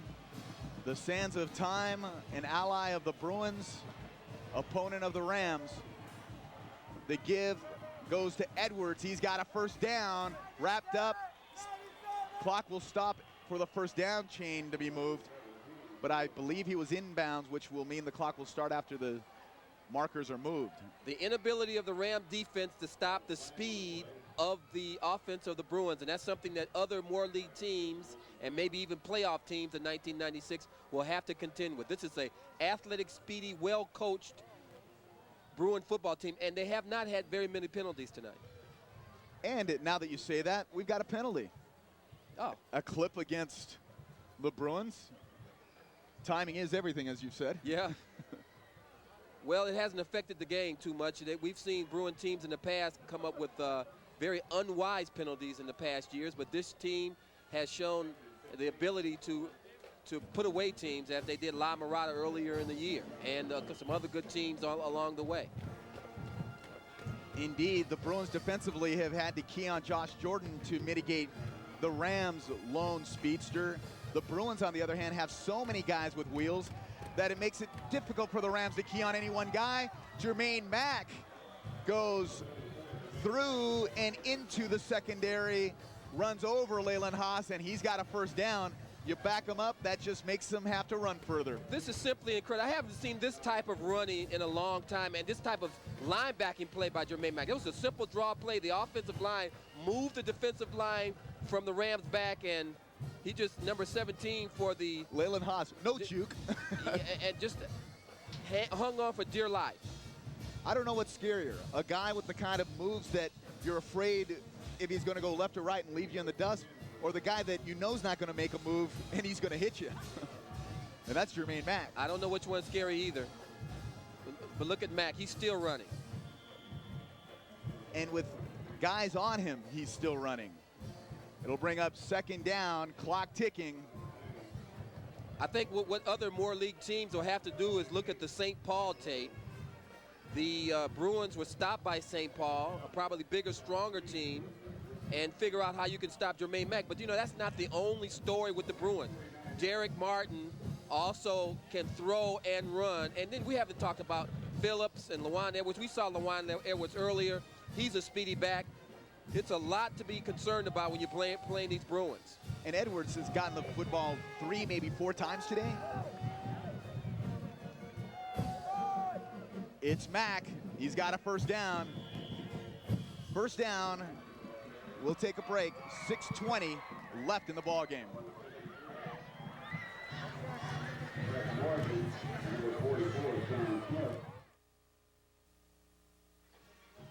Hi, everybody. Welcome back to our Long Beach High School football game of the week. We come to you from the campus of Millikan High School, where the Bruins have dominated this Moore League opener, and Eddie Van Geis is down on the field.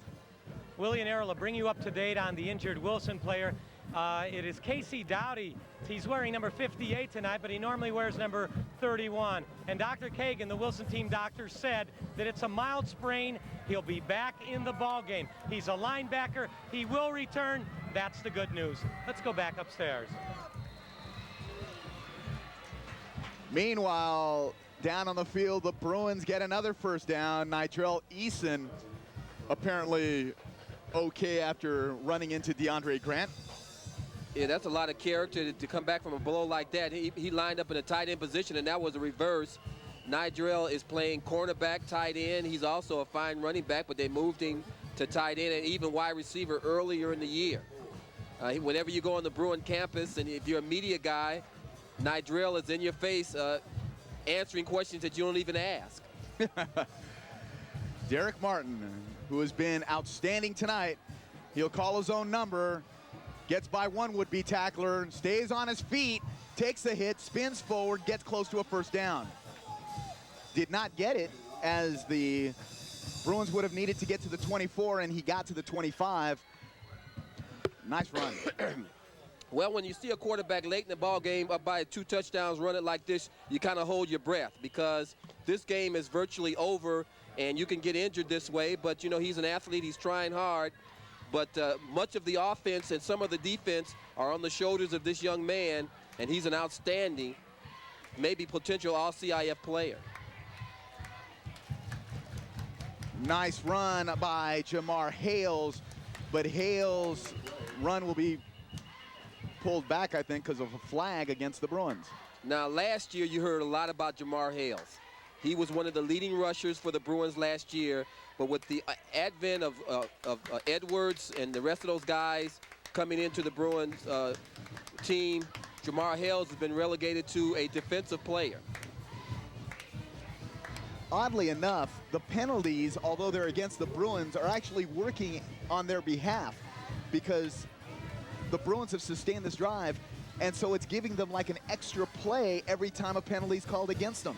So the clock will continue to run, and it just gives them another opportunity to run more time off the clock. That reminds me a lot of a Banning Poly game many years ago when they had Michael Alu for the Pilots, and they kept gaining possession by having penalties, and the penalties were not declined.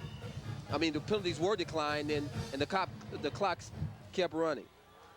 Indeed, you could make it 2nd and 40, move the Bruins back several times on penalties, but the time cannot be put back on the clock. And that's something the Rams are going to have to consider. It's 2nd down and 6. Clock ticking.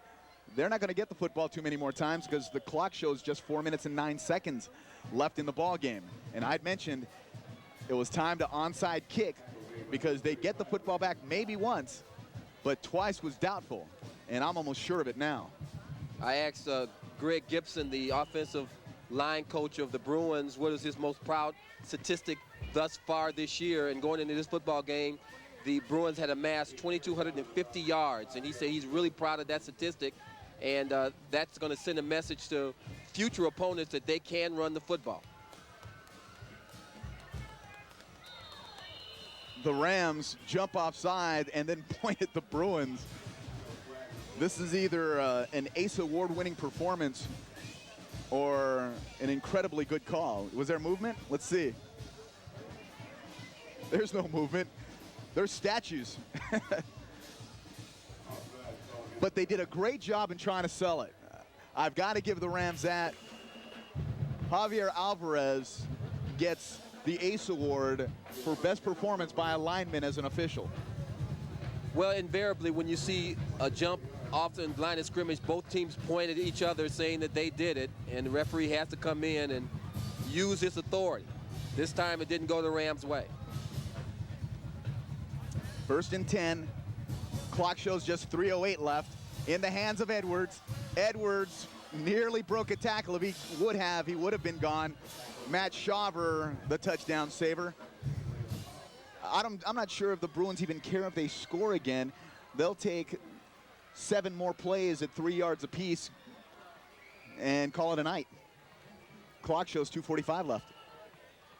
Well, this apparently will be the first loss for the Rams, and they'll have to go back to the drawing board. And they will have to try to get well against Compton, as most teams do next week. But I'll be quite honest with you, nothing on that chalkboard will make up for the speed that the Bruins have.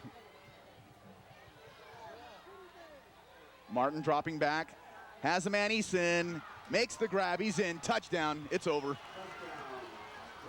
2:19 left, but you can start chalking up a W for Wilson. Well, you could have done that maybe 4, 5, 6 minutes ago, because this game was over. The pattern of the game had been established early in the second quarter with the Bruins taking charge. Well, you can inaugurate Bill Clinton right now, but you've still got to have an election. Yeah, you still have to have the football game, but the Rams had their chances early, and even here early in the second half, when they could have had an interception to stop the tide of the Bruins, and they weren't able to hold on to the football.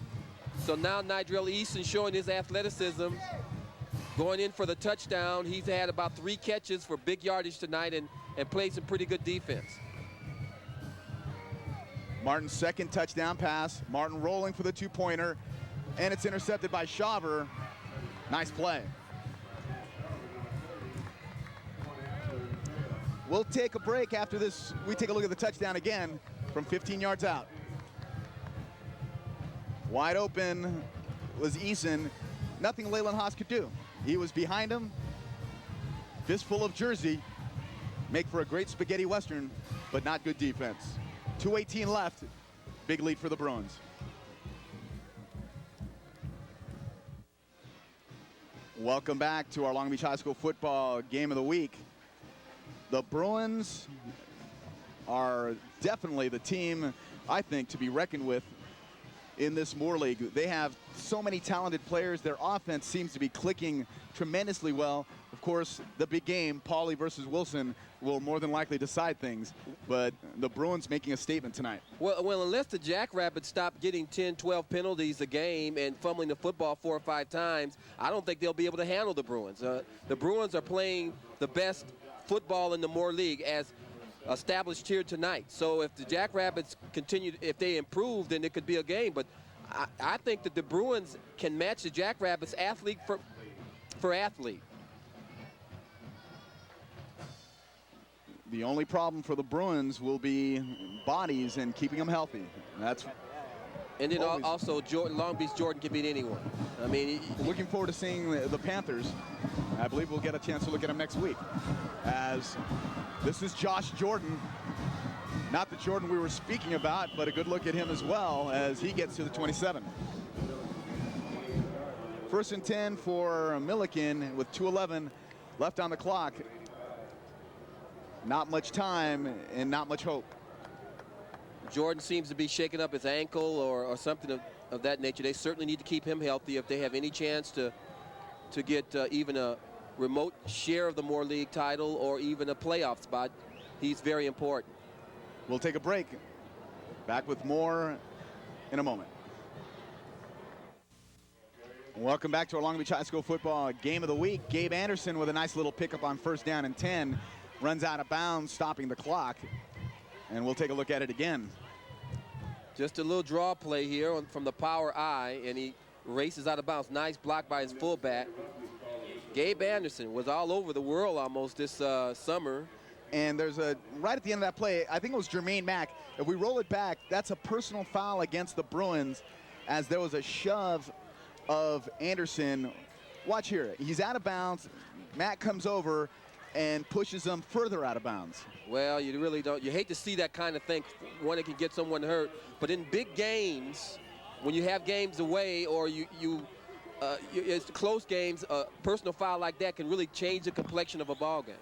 Not only is that dangerous to the player, but a reminder, there's a Wilson coach whose knee is shaken apart by players running into him, and Jermaine Mack pushed the Ram player into his own bench area.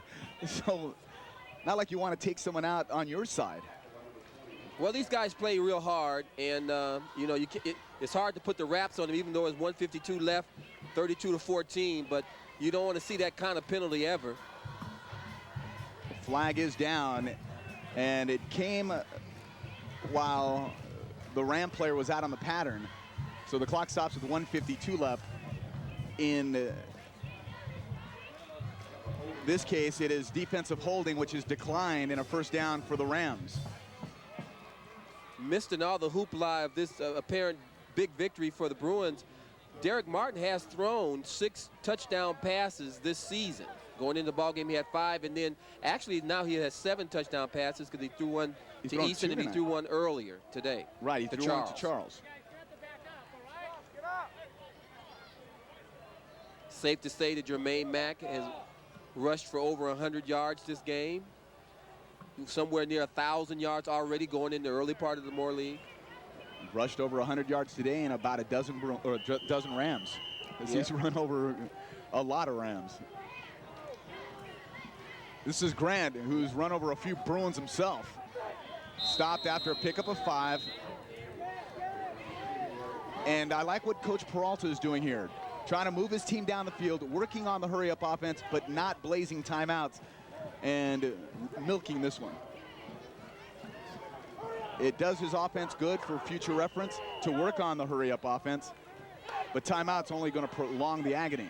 Beaudry rolling, has a man, Anderson, but Anderson did not continue going. And I think that the Rams should have been doing more of this with Beaudry to buy him more time. In other words, moving the pocket in order to give him more time. And Beaudry, tough play here. He had to get it between the defender coming up and the defender going back. Well, I think it's a good point, Willie. Any pass plays that they've been successful on tonight have been those types of rollout plays. Drop back passes, he has not had time to even look over the defense.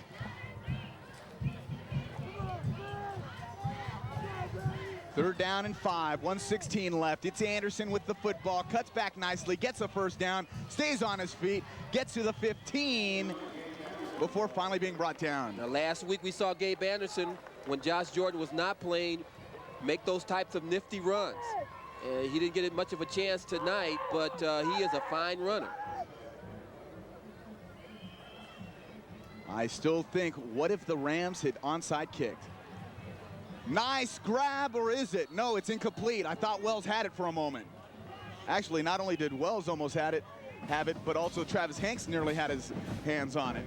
Yeah, I'm really surprised that the Rams did not onside kick. I'll have to agree with you, Willie, because that would give them a chance of having the football again. Here's where I thought Wells made the grab. Hit him in the face mask, but that's where it was knocked free. Of course. And it looked like almost, oh no, that's a shoulder pad. I thought it was a face mask by Wells, but it wasn't. Well, we saw Wells go up with it. We know his left hand had a shot at it, but the way the hands were entangled, we don't know if his right hand was anywhere near the ball. Second down, 10, pass in the flat, incomplete. And a hit still provided by Travell Brown, but out there was Kevin Smith. Smith seeing some time, I think, for the first time this evening. Uniform's a little too clean to have been there earlier. Beaudry throwing a nice pass, should have been caught, and if he had caught that pass, he probably would have been tackled at about the 5 maybe, or he might have slipped that tackle in the end zone. Well, it's like we've spoken on in other games. You're going to pay the price, might as well make the grab. And this cat is out of here as the Pink Panther is making its way through the chain link. 53 seconds left on the clock. Out there for Weller. It'll bring up 4th down and short, and this will be the Rams' last gasp. They could get a first down and prolong things, but they're going towards the end zone. And I think they're going all or nothing at this point. Well, the Bruins and 2 other teams are on the top of the Moore League, and we didn't get the afternoon score from Jordan High School. They played Lakewood, and the Jackrabbits went to Wilson High School to play Compton, and we don't know the scores of those games. I'm going to go out on a limb and say Pauley won. Always going out on a limb, Willie. In our 9 years of high school football broadcasting, you always make those great predictions when it comes to down to a Compton Poly game. And I guess I'll make the scary prediction and say Jordan won. So well, I think it's the Panthers, Jackrabbits, and you're gonna die on that limb. 47 seconds left. We'll be back with more in a moment. Welcome back to our Long Beach High School football game of the week. As we continue our coverage, we do want to thank the folks in the Upward Bound program. At Cal State Long Beach. And in particular, Claire Salvador, who, without her help, Errol Parker would virtually be in trouble. Well, I'd be in trouble in terms of Gabe Anderson and Eric Slater and Coach Peralta and Daniel Beaudry and Josh Weller, who she interviewed and did a nice type job for me on her computer. Believe it or not, folks, we have other jobs. That's right. That's a good thing. Good experience for those kids. Indeed, and we want to thank them for all their work. As Beaudry is going to run for it, and he's going to make it. Beaudry scores with 40 seconds left. Nice run.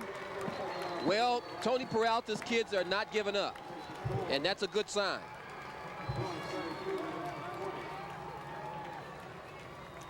So Beaudry, a 13-yard run.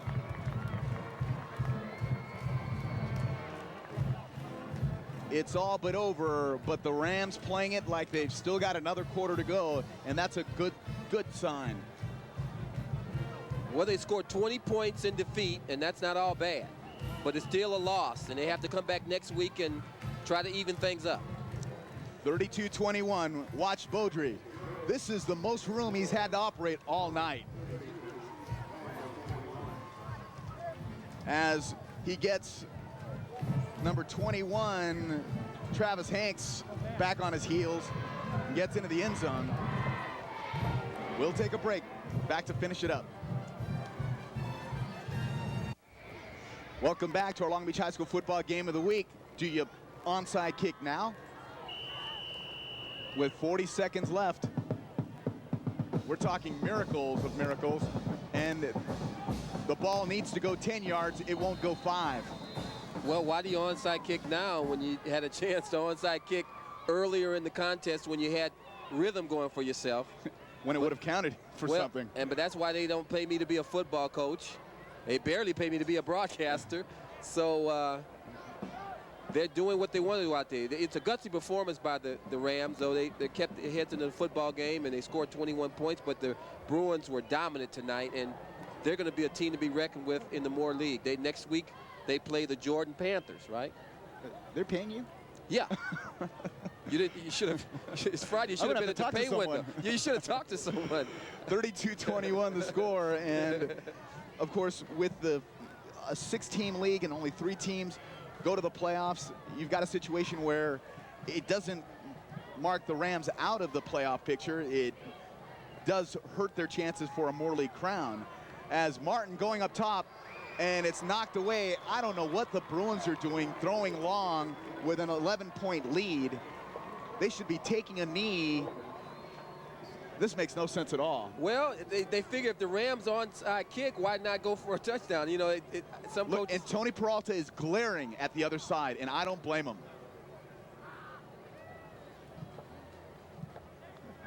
I do not agree with that strategy.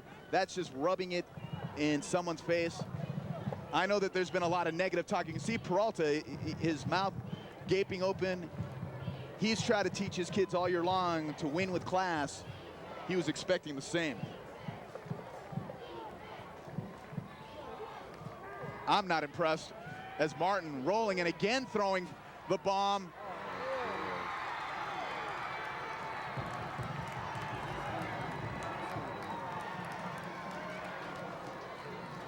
Well, this is going to not make the Bruins and the Rams happy campers to play each other. This is going to throw fuel on the rivalry. You know, when I thought you played for school, that class was important. And the class is out now. 38-21 as the Bruins score again. And there's a flag goes up. I know there's been a lot of talk between the players in this game, but the coaches particularly are supposed to take the high road. And after the first attempt failed, either pull Martin and tell him to get his head on straight if it was his call. But if it's coming from the coaching staff, it really, in my own situation, it leaves a bad taste in what otherwise was a quality victory for the Bruins.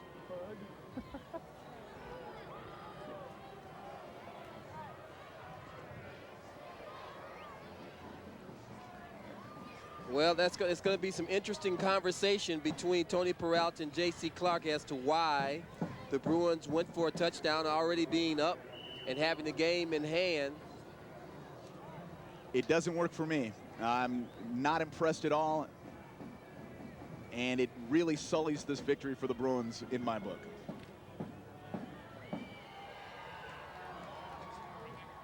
Point after, no good. We'll take a look again, although I didn't want to see it the first time. Derek Martin Rose has plenty of time. He's been doing this all night, and he finds Nigel Eason. No, it's not Nigel Eason. It's second grab for Charles. Terry Charles.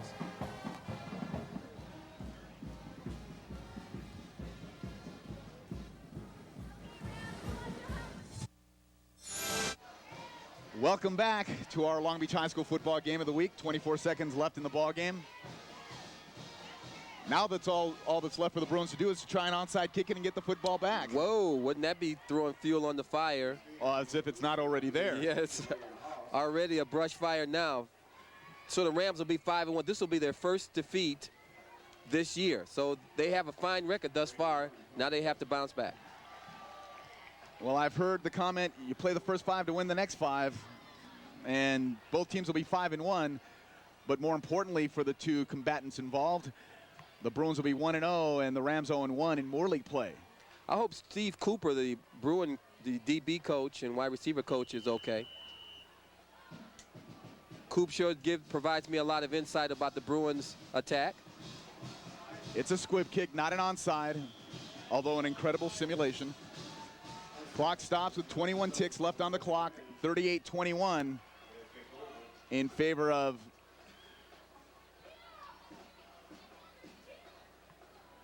the Bruins.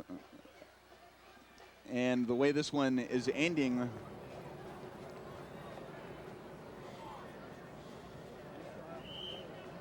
we should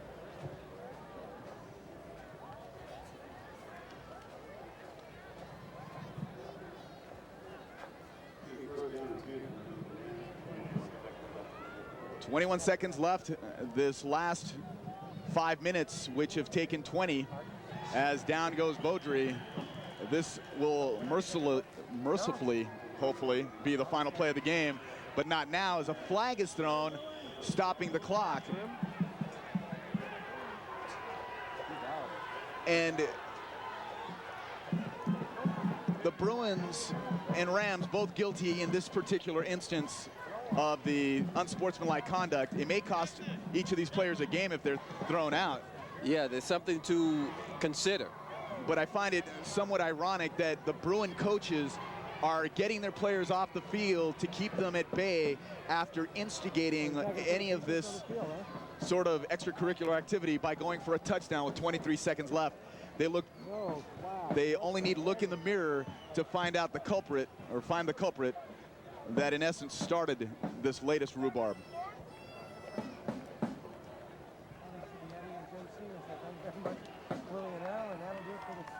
And it is a dead ball, personal foul against the Rams.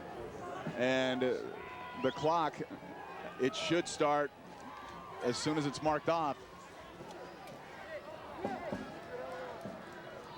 They should just drop it, as Peralta getting his players set. And there was an ejection, whoever it was, for the Rams. Well, I hope it wasn't 71 Masterakis, or Masterakis.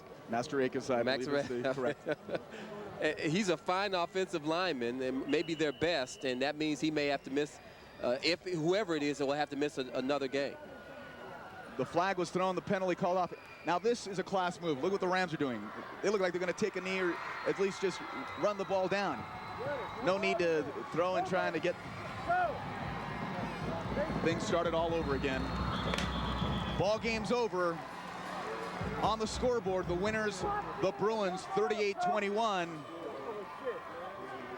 In reality, I'm not sure who the winner was. We'll take a break and we'll be back to wrap it up.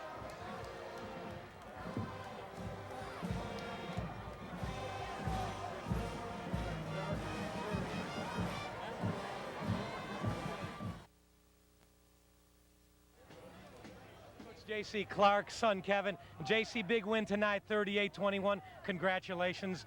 Your opinion of this game? Thanks a lot. I thought the defense for the first time all year stepped it up and played a great game. We kind of gave up a specialty touchdown early in the game, and then right till late we shut them out, and that was a big part. And the offense has been playing well all year and got going, and Derek's a threat, and Terry Char's a threat, and Max back. Everybody's blocking. It was a great game for us. Trying to make an extra statement, 43 seconds, throwing a bomb. There's been a little bad blood last couple of years. They've been throwing Bruin Bears around, and we don't like that. So I think my offensive coordinator decided he was going to do something about it. Is that what the heated emotions were all about at the end of the game? I'm sure that's what it was. All right, Coach, congratulations. 1-0, first game of the league. Hey, Wilson looks tough. Good luck next week. Thank you. All right, we're going to wrap it up in just a moment. Willie, Errol, and I will be right back.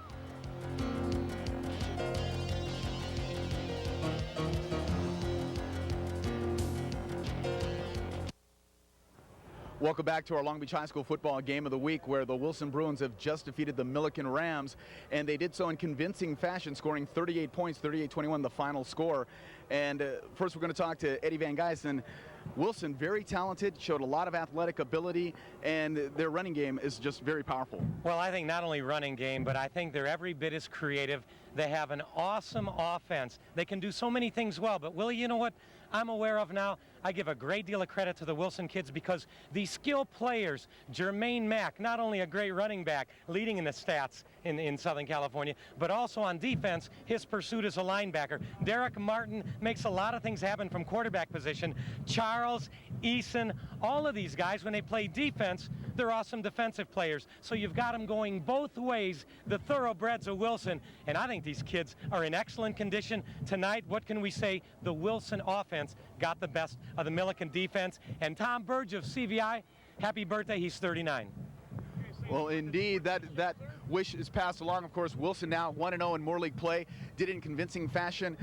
Both offensively and defensively, their speed was outstanding, something the Rams could not overcome. No, you know, that was the big concern going into the football game, whether the Rams could mitigate the power that they have with the speed of the Bruins. And they just couldn't do it tonight, but they had the chances. They jumped out in front of the football game, and they had the chance to even get the ball the second time to try to punch it in, but they couldn't do it in the first half. And even in the second half, when they had a chance to intercept the pass and maybe turn the tide a little bit, they really couldn't do it. But they'll have to regroup. They have a good football team. If they can stay on top of people and get their running game with Grant and Josh Jordan and those guys, they can really do a good job. All is not over for Millikan. They're a good football team.